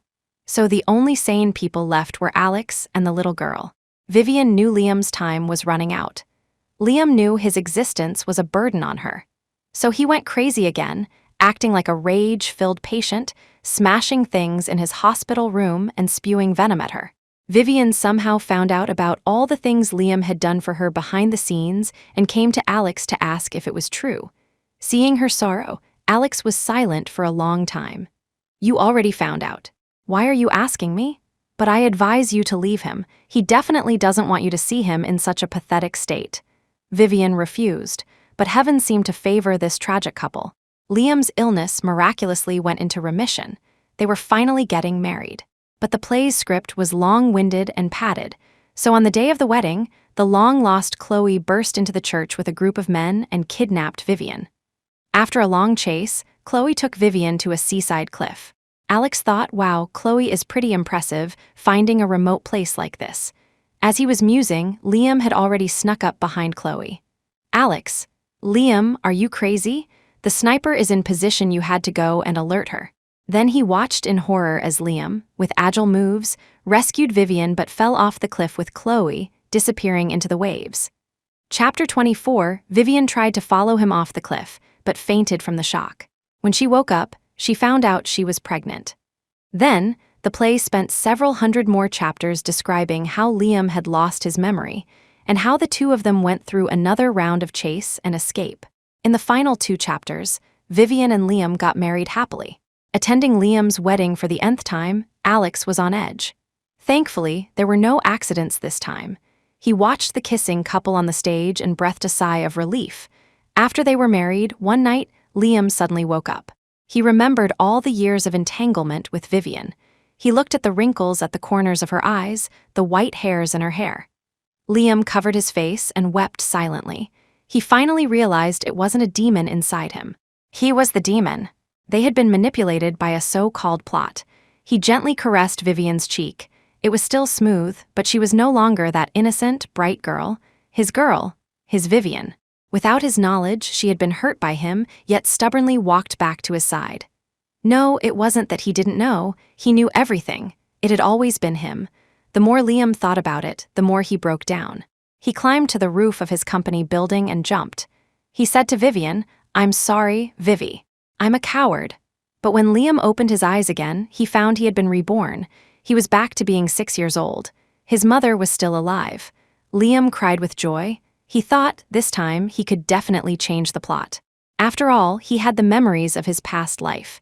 He used the Davenport family's power to bring Vivian to live with them early on. They grew up together, childhood sweethearts. But the plot still came. At 16, his mother passed away, and his scumbag father eagerly brought Linda and Chloe into the house. The sweet romance instantly turned into a tragic one. Liam finally understood. As long as Vivian didn't awaken, their story would always be a tragedy. He watched in despair as Vivian was ensnared by the plot, repeating the same mistakes. Liam thought, forget it. It'll get sweet eventually. But he didn't dare to bet on it. Luckily, heaven still favored him, the male lead. He was reborn again, back to the day he turned 16, the day Linda and Chloe appeared at the Davenport house. He returned home and saw Vivian looking troubled. And then, he saw that when Vivian looked at Linda, her eyes were calm and indifferent. Vivian's goal was clear, to win his favor. Seeing Vivian's unfamiliar demeanor, Liam's face was expressionless, but his palms were bleeding from his clenched fists. After 2 lifetimes of entanglement, how could he not know? This was Vivian, just with her memories scrambled for some reason. But that was okay. Everything could start over. He knew that in a few years, he would be ensnared by the plot, or Vivian would remain ensnared. He had always told Vivian, if I don't love you anymore, please don't love me. Don't try to win me back. Just walk away and don't look back. He left himself many clues, and he left many clues for Vivian. This life, there had to be a good ending. Just before he lost his sanity, he sent a provocative message to that prince in Beijing and had someone keep an eye on Vivian. When Vivian left with Leo Joe, Liam couldn't control himself any longer. Veins bulged on his forehead as he fell to his knees, letting out a silent, desperate roar. Chapter 25, Leo and I scoured all of Chicago, the pile of notes in my hand growing larger. Many were just random, fragmented sentences from Liam. But when I strung them all together, I couldn't hold back the pain in my heart. Leo sighed and put his arm around me, pulling my head onto his shoulder. "You can lean on me." Suddenly, Liam's furious voice came from behind us. "Vivian Shen, what are you doing?" I turned to see Liam and Chloe standing together, his arm around her waist. He glared at me. "How could you be with another man? If you don't want him to have a future in Chicago, just say so." I said calmly, "You can't touch him. He's from the Zhou family in Beijing." Liam fell silent, his expression complex. "I never thought you'd move on so fast. I underestimated you, Vivian." Before, his words would have felt like needles in my heart. But now, though it still hurt, I felt a sense of release. I said nothing, which only made Liam angrier. "Get over here. You're pregnant with my child. Are you that desperate to find another man?" Chloe also said gently, "Sister, don't be difficult. My health is poor, but I'm willing to raise your child as my own, Liam snorted. At least Chloe is sensible. I'll give you some time. Otherwise, that children's home won't be safe. With that, he started to lead Chloe away. I called out, Liam. He stopped but didn't turn around. I continued, do you remember the sunflower seeds? Liam's body stiffened for a moment, then he walked away with Chloe, his steps unsteady. I laughed until I cried. He remembered. It was from our second life. Liam had given me a pot of sunflower seeds and told me mysteriously that if I planted them, I'd have an endless supply. I watched over that pot for 3 months, but not a single sprout appeared. Liam had laughed until he was rolling on the floor. Under my furious glare, he finally admitted they were already roasted. I was so mad I didn't speak to him for a month. He buzzed around me, promising he'd never tease me again. I swear, he said, I'll never lie to you again. If I do, may I be damned for all eternity. He still remembered. He was still Liam. Leo wiped my tears and said gently, he fought for 2.5 lifetimes. You should fight too. I'll take you to Iris and Ethan. They were the first to awaken. They must have a way. When we found them, Iris and Ethan were playfully bickering. I watched them, a little envious. I asked Iris, you two seem so happy. Why did you awaken? A conscious love is better than a foolish one, Iris said. Knowing how meticulous Liam is, he must have more he wants to tell you. Think hard. Just then, my phone rang. It was Liam. The moment I answered, I heard his anxious voice. Chloe collapsed. She needs surgery now. Get to the hospital and give her blood. Even knowing he was trapped by the plot, my heart still ached. This wasn't who he was supposed to be. I hung up. Liam's calls started coming in relentlessly. Do you still love Liam? Leo asked. I nodded, then shook my head. I do, but I don't want to anymore. Liam told me that if he didn't love me anymore, I should never love him, never try to win him back, just walk away and not look back. He must have his reasons. I want to forgive him, but I don't know how. Am I being selfish? Leo gently hugged me and patted my head. No, you're not. Liam would be so proud to see you this strong. Chapter 26. As Leo and I were trying to figure out what to do, Liam showed up at my apartment with his men. The moment he saw me, he reached out to drag me away. I struggled. Liam fell to his knees, begging me. Vivian, you're healthy. Chloe is your sister. Can't you just help her, save her? I was silent. You love me so much, Liam continued. Why can't you do this one thing for me? I promise you, if you save Chloe, I'll marry you. I looked at Liam's handsome face and felt a deep sadness. In Liam's diaries, he and I had many weddings, but I had no memory of any of them. I looked at Liam, his face etched with anxiety. He looked nothing like the Liam I knew, but I still nodded. I'll do it, but you have to marry me first. We'll have the wedding next week. Liam hesitated for a moment, then gritted his teeth and agreed. After he left, Leo asked me, why are you still marrying him? I looked in the direction Liam had gone and said faintly, Liam always said this world was a giant, poorly constructed play. But now I am myself, and I want to have a wedding with him. You and Iris must think that Liam will come back, but he won't. I wiped away a tear. If he comes back and finds me so hurt, he'll just choose to self-destruct again. Leo asked, why not wait until the problem is solved and you can have a happy ending? I looked at him. Have you ever read those tragic romance novels? They're brutal. I'm a person and I'm scared. Besides, like Liam, I don't believe the future will be that perfect. Tragic romances don't follow any logic. I sent Liam a text. Come with me to look at wedding rings tomorrow. But the next day, at the jewelry store, Liam took a call and said with a troubled expression, Vivian, something came up at the office. I have to go. I looked at his anxious face and smiled calmly. Are you sure it's the office, or is Chloe not feeling well again and needs you? Liam was silent for a long time before shaking his head. It's the office. I looked at his evasive eyes, smiled, and said no more, just let him leave. Before he left, he told me to wait for him, that he would definitely come back. But I waited until the store closed, and he never showed up. I called him countless times, but none of them went through. The sales clerk looked at me with pity, a look that pierced my heart. She approached and asked gently, Miss Shen, should we wait a little longer? I shook my head and forced a pained smile. Now I go home. On the way back, I saw Chloe's post on social media. The caption read, A man who can cook is so hot. I smiled and commented below, Your heart doesn't hurt anymore. You can be this lively. Soon after, I received a text from Liam. Chloe's not well, so I'm taking care of her. Can you stop being so unreasonable? Why did you have to have me with you to buy a ring? Can't you pick one yourself? I read the 3 messages and couldn't help but laugh coldly. But as I laughed, tears fell. I replied, do you still want me to save Chloe or not? Chapter 27, Liam's call came through instantly. Vivian, are you backing out? I heard the sounds of laughter and joy in the background on his end. I didn't answer his question, just said, come back and stay with me. I don't want to sleep alone. Liam sneered. If you're that desperate for a man, go find Leo Joe. I glanced at Leo beside me and said calmly, he's right here. We're one short for a game of cards. If you don't come, you can get ready to plan Chloe's funeral. 2 hours later, Liam appeared before me, his face dark. Liam, I said, if you're asking for a favor, you should have the right attitude. Don't look so grim. Liam clenched his jaw. After a long moment, he reluctantly lowered his head. I asked, amused, is Chloe really that special? That you'd swallow your pride as the great Liam Davenport and bow your head to a little woman like me? Without thinking, Liam shot back. She's better than you, I just smiled. As if a switch had been flipped, Liam went on about Chloe. When I was kidnapped, it was Chloe who followed them without a second thought. She was in the hospital for a long time after. I'm not like some people, heartless. I smiled calmly. I looked at Liam and suddenly called his name softly. Liam, I once dreamed that we went through a lot of hardships, and in the end, I was still with you. But I never felt happy.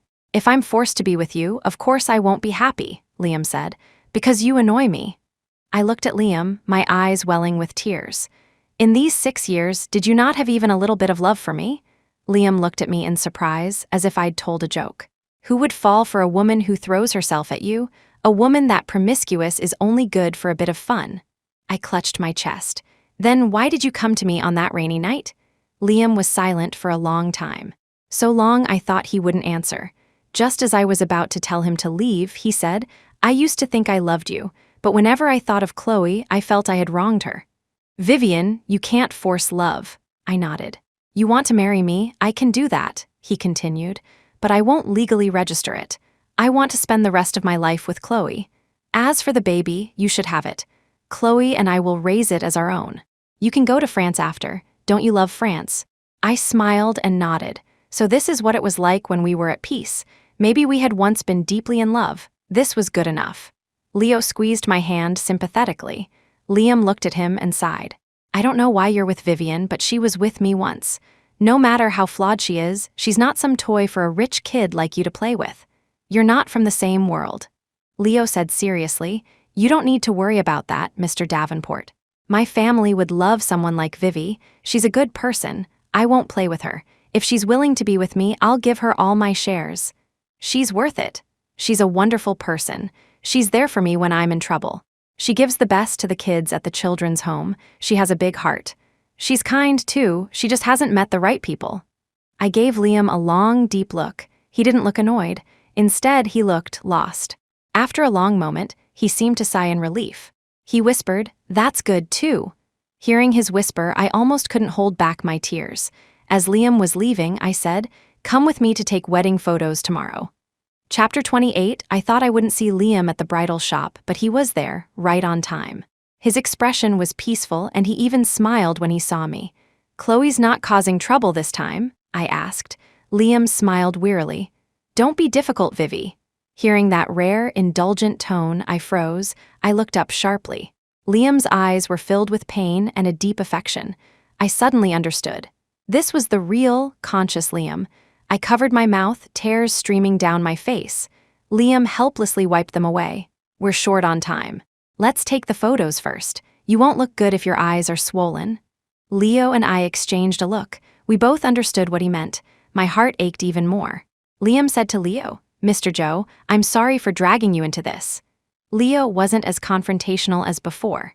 He was silent for a moment, then shook his head. I should thank you for letting me meet Vivi. Liam carefully took my hand. When I didn't pull away, his eyes lit up. There were tears in his own eyes. You've lost weight again, he said to me.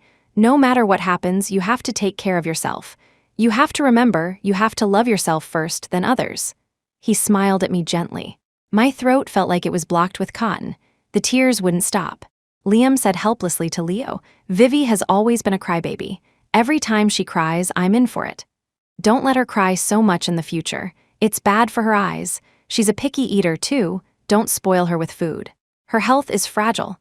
I changed into my wedding dress and opened the fitting room door. Liam stood a few feet away, smiling at me. Why? I asked him. Liam tilted his head. No reason. Why did you have to make me awaken? Why couldn't we just let things be? I looked at his long fingers, covered in teeth marks that went down to the bone. Fighting back tears, I took his hand. He had no strength to resist. I easily held him and rolled up his sleeve. It was covered in gruesome scars, old ones, scabbed ones, and several fresh cuts, still bleeding. Liam uncomfortably covered my eyes with his hand. Don't look, he whispered. It's not a pretty sight. His palm was cold. A wave of desolation washed over me. I didn't know how long Liam had been living like this. While I was agonizing over his attitude, he was torturing himself. My tears fell onto his palm. Did you ever think of telling me? I couldn't, Liam said. You ask me why. Because love is an illusion. It's built on a foundation of absolute trust. Vivi, we've both been trapped. Our love seems beautiful, but it's built on a crumbling tower, ready to collapse at any moment. Have you read those novels? The heroines are just parasites, clinging to the male lead. Their lives revolve around his moods. What if we reach our happy ending, and then I change again a little while later? I want you to be your own person. That way, no matter how I change, you'll have the strength to stand against me. And I hate this version of myself. As he spoke, he motioned for me to look at the camera. The camera clicked. I turned my head, only to see an impatient look on Liam's face. He shook off my hand. I knew he was back under the plot's control. Seeing my smile that was worse than a cry, Liam said impatiently, I'm leaving. Chloe's still waiting for me. Chapter 29, looking at the developed wedding photos, I realized for the first time that Liam and I could look so perfect together. I had always thought he and Chloe were the perfect match. Now, I saw that I was the one who should have been standing by his side. I watched Liam's retreating back and suddenly called out to him. If I'm willing to donate my heart to Chloe, will you spend 3 good years with me? We'll find a place where no one can find us and be a loving couple. Leo said unhappily, Vivi, really? Liam's voice rang out at the same time as Leo's. He looked at me with wild joy. He eagerly agreed. Yes, of course, if you give your heart to Chloe, I'll promise you anything. I looked at Liam. His face was full of elation. Chloe's heart was his obsession. He dreamed of her, having a healthy one. But then I saw his eyes. They were filled with pain and struggle. He took 2 steps towards me, then suddenly grabbed my wrist, his voice trembling. Really? His eyes were filled with anger and disbelief. Then he let go, his expression turning desolate and hopeless. I smiled. Are you not happy? The emotions in Liam's eyes trembled violently. His whole body shook. Then he forced a bitter smile. I'm kidding, I said. You've lied to me for so many years. I thought I'd lie to you for once. Liam's expression went blank. All emotion drained from his eyes, replaced by fury. You played me watching his angry retreat, I asked Leo. What should I do? Leo's expression was complex. He gave me an address. Iris found the last clue. He looked at my exhausted face and asked with concern, Are you okay? Is the baby all right? I managed a weak smile. I'm fine. I'm the tragic heroine after all. A little exhaustion is nothing. Besides, didn't you say? The baby can only be lost when Liam feels regret. We rushed to the address Iris gave us. It was a house. When we opened the door, a thick layer of dust covered everything. The owner hadn't been here in a long time. But in this house, I found portraits of myself and many photos. In the portraits, I was happy, my eyes full of life. But in the photos, my eyes were as lifeless as a doll's. And as I flipped through the portraits, the later ones showed my eyes becoming just like the ones in the photos. I finally understood why Liam was so insistent on me awakening. He had seen my bright, shining eyes and could no longer accept the version of me controlled by the plot. Beneath each photo, Liam had written, If I don't love you anymore, please don't love me, don't try to win me back, just walk away and don't look back. The handwriting grew more and more chaotic, until it became just a mess of lines. I gave a weak smile. Liam's not coming back. He's the beneficiary of the plot. In the first 2 lives, he was hurt the least, which means the plot favors him. That's why he keeps getting pulled back in, keeps getting manipulated. All this time, through 3 lifetimes, he's been hurting himself to stay sane. But he's still the beneficiary. The plot won't let him go. Unless I die. Chapter 30. On the day of the wedding, I spitefully invited Linda and Chloe. They looked at me as if they wanted to kill me, but Iris and Ethan stood guard by my side. I didn't have many friends in Chicago, so Iris was my maid of honor. She thought one maid of honor was too lonely, so she forced Ethan to wear a wig and a dress. After a lot of work on his face, he became a tall, beautiful woman. The wedding time soon arrived. Liam walked in, his face grim, with Leo beside him. According to Liam's diary, our weddings were always plagued by accidents. But now that I was awake, I was determined this one would be different. That's why I had invited Chloe. Liam looked at Chloe with apology in his eyes, then said coldly to me, "I already agreed to this. Why did you have to invite Chloe? Don't you know she can't handle the stress?" I smiled. I'm scared Chloe will make up some excuse and call you away again. How embarrassing would that be for me? Liam just snorted coldly. The ceremony began. Standing before the officiant in my white gown, I looked at Liam. The officiant asked me, "Miss Vivian Shen, do you take Mr. Liam Davenport to be your husband, to have and to hold from this day forward, for better, for worse, for richer, for poorer, in sickness and in health, to love and to cherish, till death do you part?" With tears in my eyes, I said, "I do." The officiant turned to Liam. Liam was staring at Chloe in the audience. Chloe looked pale, swaying on her feet. Beside her, Linda glared at me with hatred. The officiant cleared his throat and asked, "Mr. Liam Davenport, do you take Miss Vivian Shen to be your wife, to have and to hold from this day forward, for better, for worse, for richer, for poorer, in sickness and in health, to love and to cherish, till death do you part?" Liam didn't speak. The officiant prompted, "Mr. Davenport, Mr. Davenport." I took the microphone from Liam's hand and said, "He does." The moment I finished, Chloe's eyes rolled back and she fainted. Seeing this, Liam, without a second thought, started to go to her. I stopped him. "Liam, think carefully. If you go to her now, I won't donate the bone marrow." Liam looked at me furiously. I raised an eyebrow. "It's time for the vows." I took Liam's hand. It was stiff. I said, "I don't love you anymore, Liam. I won't love you anymore. Because you always told me, if you don't love me anymore, I should never love you, never try to win you back, just walk away and don't look back." Liam looked at me in shock. The tears finally fell. I signaled for Leo to play the contents of the USB drive. It was a video. The star was Chloe. She was wearing a provocative short dress, lying in the arms of another man, her eyes sultry. She said to a friend next to her, "I'm having a great time in the States, but Liam is actually getting married to someone else. I have to go back. It's fine, I'll just tell him I have a heart condition. He'll do anything I say." Liam is so easy to manipulate. I told him I was the one who saved him when he was kidnapped, and he didn't even check. He just believed me. As the truth was revealed, the warm look in Liam's eyes when he looked at Chloe turned to ice. Chloe couldn't pretend to be unconscious anymore. Liam looked at me with such despair. He looked at me helplessly and took my hand. "I'm sorry. I was deceived." "You did well." The last sentence, Liam said very softly. Chapter 31. Liam sat beside Chloe, gently caressing her beautiful face. Chloe was awake now. She looked at Liam in despair, shaking her head in terror. "Liam, no, I was wrong." Her limbs were tied, she couldn't move. Liam withdrew his hand and picked up a gleaming scalpel. He pressed the thin blade to her neck, his voice gentle. "Chloe, don't move. Or you might hurt your throat," he whispered, like a lover's murmur. Chloe froze, not daring to move. "Chloe, do you know what you did wrong?" Liam picked up a razor and began to shave off strands of her long, black hair. "You shouldn't have liked me. You shouldn't have lied to me. There's a voice inside me that says I should love Vivian very much." He yanked her hair. "You bitch, why did you lie to me?" "I was wrong, Liam. I really know I was wrong. I shouldn't have liked you. I just loved you too much." "Ah," Chloe screamed. Liam pulled her hair again. "Show some respect. I'm your brother." "I'm sorry, brother," Chloe sobbed. "I shouldn't have lied to you. I shouldn't have competed with Vivian." Liam said impatiently, "That's your sister." "I was wrong, it's sister. I was wrong." Chloe's pupils constricted, tears and snot smearing her once beautiful face. She had never been so humiliated. When she was hurting me, she was as proud as a peacock, flaunting Liam's affection. Seeing Liam was unmoved, Chloe finally gave up begging. She began to laugh manically.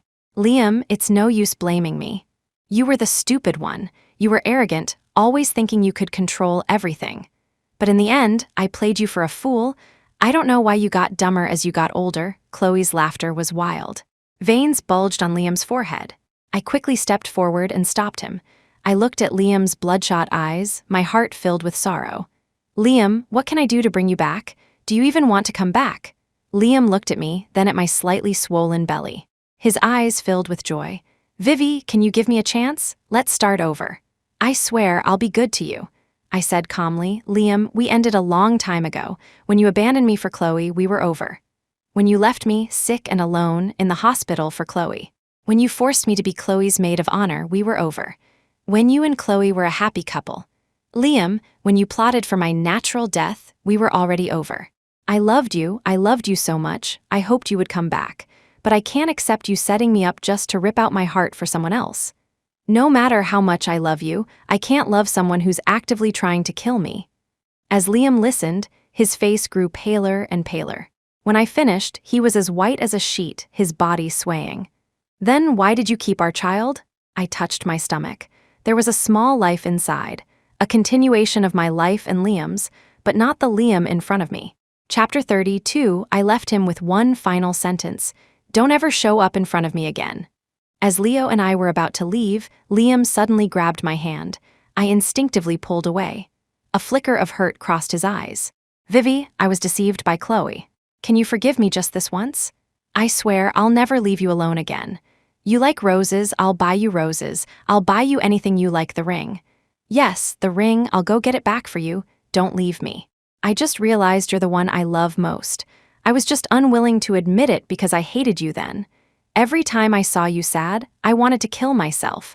I really do love you. I tilted my head, looking at the tearful Liam before me. I took the box out of my bag. Seeing that I still had the ring, Liam thought I still loved him, and a glimmer of hope appeared in his eyes. I threw the box into the lake. I had someone retrieve this ring later. To be fair, why don't you go get it? If you can get it yourself, I'll consider forgiving you. By the way, I'm allergic to pollen, don't forget. The weather was already cold, the lake water icy. Liam hesitated for a moment, then gritted his teeth and jumped in. Watching him in the water, I let out a small laugh. Am I being cruel? Leo crossed his arms. Yes, but I think the real Liam would love to see you this alive. Congratulations on finally living for yourself. I raised an eyebrow. Yes. When Liam, shivering from the cold, finally retrieved the box and excitedly shouted to the shore, Vivi, I got it, you? He didn't finish.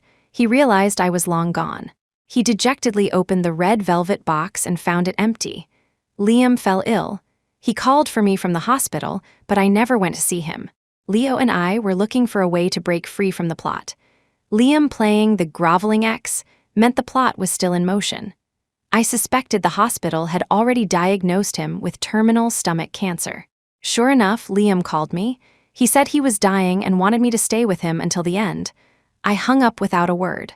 The plot was getting desperate, trying to guilt-trip me, if it were the real Liam. I suddenly couldn't remember what the real Liam was like. Panic seized me. Seeing my distress, Leo quickly took me to the hospital. From the window of the hospital room, I looked inside. Liam was sitting there quietly, his head down, scrolling through his phone. I knew at a glance. This was Liam, not the one manipulated by the plot. Leo sighed and knocked on the door. Liam looked flustered, stammering, unable to form a coherent sentence. He finally managed to say gruffly, "What are you doing here? I'm not dead yet. Are you that eager?" I cut him off. "Liam, I know it's you." Liam froze, then smiled gently. "Vivi, I always said you were smart." My eyes stung. "I'm sorry," Liam said suddenly. "I was confused." "I benefited greatly from the plot," he said. "Under its control, I did many things. My will wasn't strong enough and I hurt you. I'm sorry." The tears fell again. Liam sighed. "Why are you crying again? Don't cry anymore." "It's all my fault. I shouldn't have made you cry." I looked at him through blurry eyes. He sighed again. "I've been thinking a lot lately. If being with me means you'll get hurt, then I'd rather not be with you. Vivi, I told you many times, you have to love yourself first." He wiped my tears and said gently, "Tragic romances don't follow any logic. I don't want you to become the heroine of one. It's too tragic. You never know when the plot will change. You can't trust anyone but yourself, But that's too tiring, Vivi, he whispered. In the second life, I raised you. Not for you to wither. You should be like a blooming flower, a free wind. Chapter 33, I was finally sure. This was the 16-year-old Liam.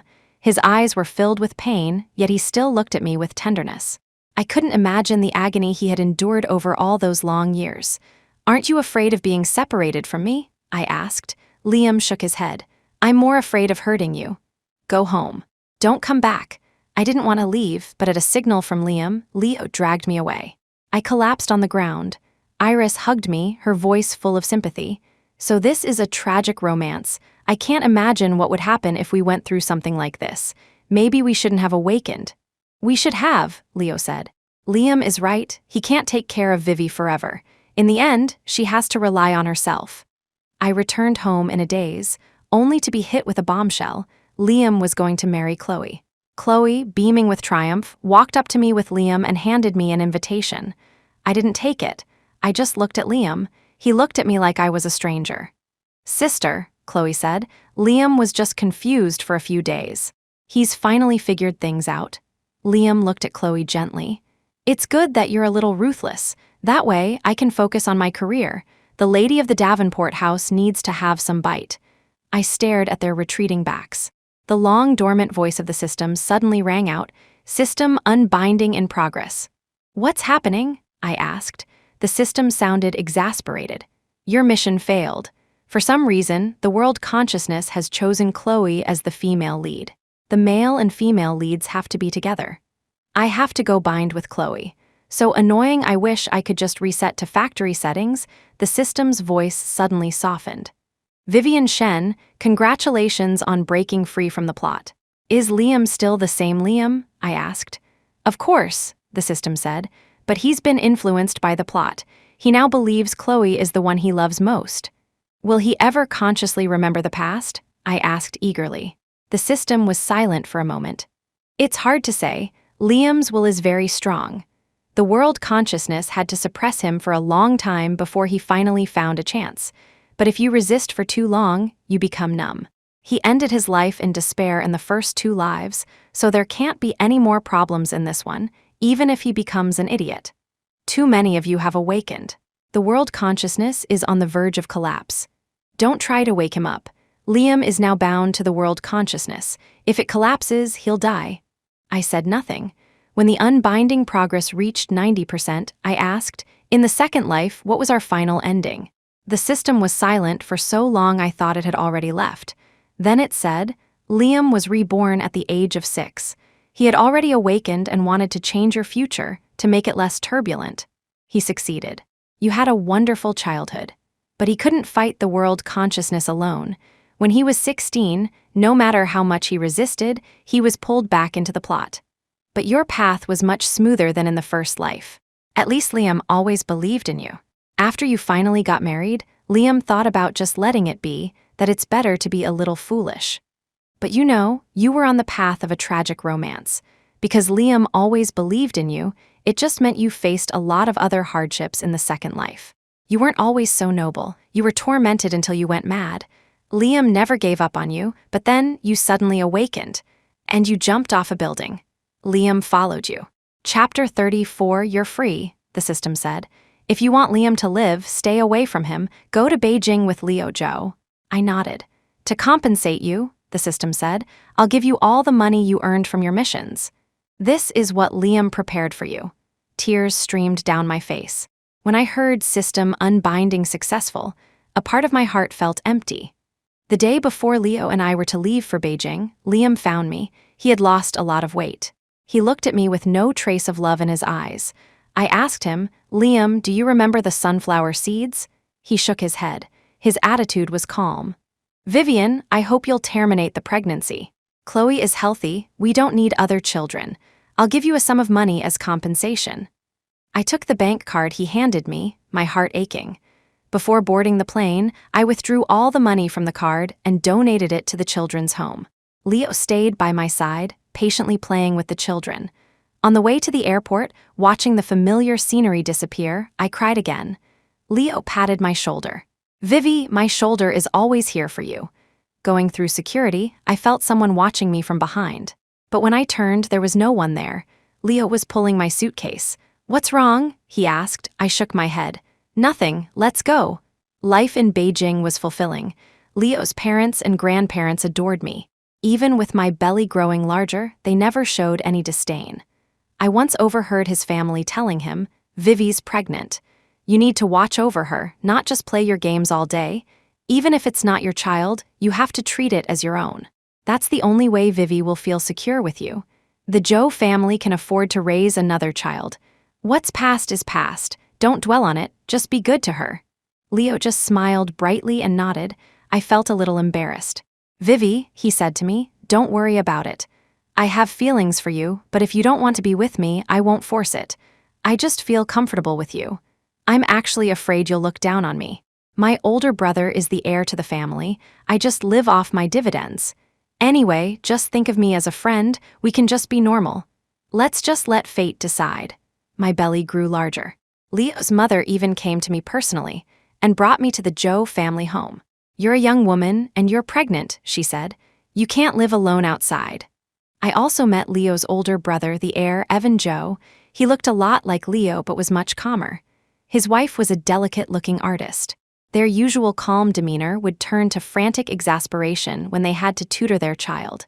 The day Mrs. Zhou brought me home, they were trying to help their son with his homework. They were both red-faced with anger and soon stormed off. I looked at the little boy, chewing on his pen and scratching his head. I took a look at his homework. When Evan and his wife returned, their faces still pained, ready for another round of tutoring, they found their son had finished his work. He looked at me like I was a goddess of mercy. They were more eager than anyone for me to stay. 10 months passed quickly. One morning, I felt a sharp pain in my stomach. Before going into the delivery room, I looked at the Zhou family gathered around me. They had no blood relation to me, but the concern in their eyes was real. I gave birth to a healthy baby girl. The Zhou family was even happier than I was. Leo told me they had always dreamed of having a sweet little girl. Watching Leo, sweating as he fed me porridge, I suddenly felt the large, empty space in my heart being filled. The news was on the TV in front of me. A familiar face appeared. When I saw who it was, I was stunned. It was Liam. He had grown the Davenport Corporation significantly with business overseas. He was also very involved in charity foundations. Leo also saw him. He looked a little down. I actually thought I was Liam's doppelganger or reincarnation or just another version of him. That way, I'd be your official match. You and Liam both thought we first met at that abandoned building, but that's not true. I'll never forget, the first time I saw you, you were feeding a stray cat. I wanted to ask for your number then, but Liam was with you. I didn't dare. I cupped his face and said seriously, "You are you, you're not Liam." I think, when Liam was telling you all those things about me, he was hoping that you and I could be together. Chapter 35, the day of my daughter Luna's 1-month celebration, I washed my hair, took a shower, and went with Leo to the city hall to get married. After we got our license, I asked him, "Are you sure you don't mind the name Luna Shen?" Leo smiled. "Why would I mind? I was the one who picked it. Vivi, I know there will always be a shadow of Liam in your heart. I admire him. He truly loved you with his life, gave his life for your freedom. I'm not jealous of him. In fact, I should thank him. If it weren't for him, I might never have met you." The Zhou family was overjoyed to hear we were married. Over the past year, I had found them to be incredibly easygoing, with none of the arrogance of a wealthy family. They treated Luna as their own. At Luna's party, Grandpa Zhou proudly introduced her to all the guests as the young miss of the Zhou family. I smiled as I looked at Luna in his arms. When I turned, my eyes met a pair of deep, dark ones. It was Liam. Leo saw him too and tensed up. I squeezed his hand and we walked over. "Mr. Davenport," I said with a smile. Liam's hair had turned much grayer, but he still stood tall. He glanced at our intertwined hands and smiled. "Congratulations on your marriage. I'll have to send you a gift later to share in your good fortune." I looked at Liam. All the complex, painful emotions of the past were gone. In their place was peace. Liam's gaze fell on Luna, but he didn't ask anything. He suddenly changed the subject. "I'm planning to travel for a while. I've lived for so long but never really lived. I was in Beijing on business and heard the Zhou family's young miss was having her party, so I brazenly asked for an invitation. I didn't expect to see you too." Leo said, Then we'll have to drink until we drop. I've heard you're quite the drinker, Mr. Davenport. Hey, when I was young, no one in Beijing could outdrink me. I couldn't help but laugh. That's because they were letting you win, Mr. Joe. And you're proud of it. Liam watched us with a smile. When I finished, he chuckled. I can't drink anymore. I had surgery this year, had part of my stomach removed. My wife won't let me drink, or I'll be kneeling on a washboard when I get home. He handed a file folder to Leo. This is a gift for the young miss. Leo was about to refuse, but I took it. Thank you. Just then, a few guests came up to talk to us. Seeing this, Liam smiled and left. When the party was over, Leo and I saw a few family friends to the door. Before I went inside, I looked back. I saw Liam standing in the crowd, looking at me with a gentle gaze. Our eyes met. He was startled for a moment, then gave me a soft smile and raised his hand in a wave. I smiled as I watched him leave. Opening the folder Liam had given me, I found it contained all of his shares and real estate. Leo, holding me, saw the contents and exclaimed, "My daughter is only a month old and she's already richer than me." I laughed and hugged him back. Then you'll have to work harder. When our second child is born and sees how rich their older sister is, they'll feel so left out. Leo grinned and agreed. The next day, he went to the office and successfully botched a deal. The third day, he went to help his sister-in-law organize her paintings and dropped them all in water. She was so mad she didn't speak to him for a week. He looked at me pitifully. I don't think I'm good at anything. I don't think I can save up for our second child's allowance. Do you think I'm terrible? I smiled and hugged him. Of course not. You don't have to save for the second child's allowance. I can do it. Besides, the second one won't be here for a few years. You have plenty of time for trial and error. I'll always be by your side. Chapter 36 Epilogue. Liam's letter. Liam left a letter. The envelope said, "For Vivi's eyes only." Beside it was a note. "If Vivian Shen is married with children, please burn this letter. Vivi, when you read this, you should have already escaped this damned plot. Become an independent Vivian Shen, not Liam Davenport's wife, Vivian. By then, I probably won't be by your side. Maybe I'm alive, living a life worse than death. Maybe I'm dead. I don't know if I apologized to you before I died, but don't pay any attention to my apology. I'm a scumbag. Don't be sad over a scumbag. I always told you, if I don't love you anymore, please don't love me. Don't try to win me back, just walk away and don't look back. The good things I did for you happened in the past. They don't give you a reason to forgive the bad things I did. The idea that a prodigal's return is priceless is a lie. If saying sorry fixed everything, what would be the point of justice? Right, I didn't want to become that person. I'm a coward. So in the first life, I chose to run away. It's not that I don't love you, or that I don't want to spend my life with you. It's that I don't want someone like me to get a happy ending after hurting you. And I don't want you, in a state of ignorance, to be hurt by me, then, driven by the plot, forgive me and live happily ever after. In the plot, 98% of the story is about our tragic romance. But if two people are in love, and it's not happy, then there's no point in being together. Like I told you, you have to love yourself first, then you can love others. In the second life, I found you early. We grew up together in the old mansion, childhood sweethearts. I thought we could escape the plot. But when you were hurt, when you were ensnared by the plot, I fell into despair again. I finally understood. As long as I'm around, you'll never be at peace. I don't want you to go through so much pain for just 2% of a happy life. I don't even believe that 2% would be happy. After all, we're the main characters of a tragic romance. In the second life, I read a lot of those tragic novels. The heroines have their hearts, livers, kidneys, and eyes ripped out. They lie on operating tables, lose their children, their families, their lovers. They're on the brink of death. And in the end, they're perfectly fine, not a single part missing. It's not scientific. But I've been reborn, so I don't think science can solve metaphysics. But I don't want you to become that kind of heroine. My Vivian should be a kite soaring in the sky, unafraid of the storm, not drowning in love. As you read this letter, if you don't have someone you love by your side, then I hope you can forget me and find a healthy love. Because if I'm dead, I can't love you forever. When the lamp goes out, the light is gone. Even if I'm alive, I can't love you purely. Love that's mixed with regret isn't love at all. Our fate has run its course.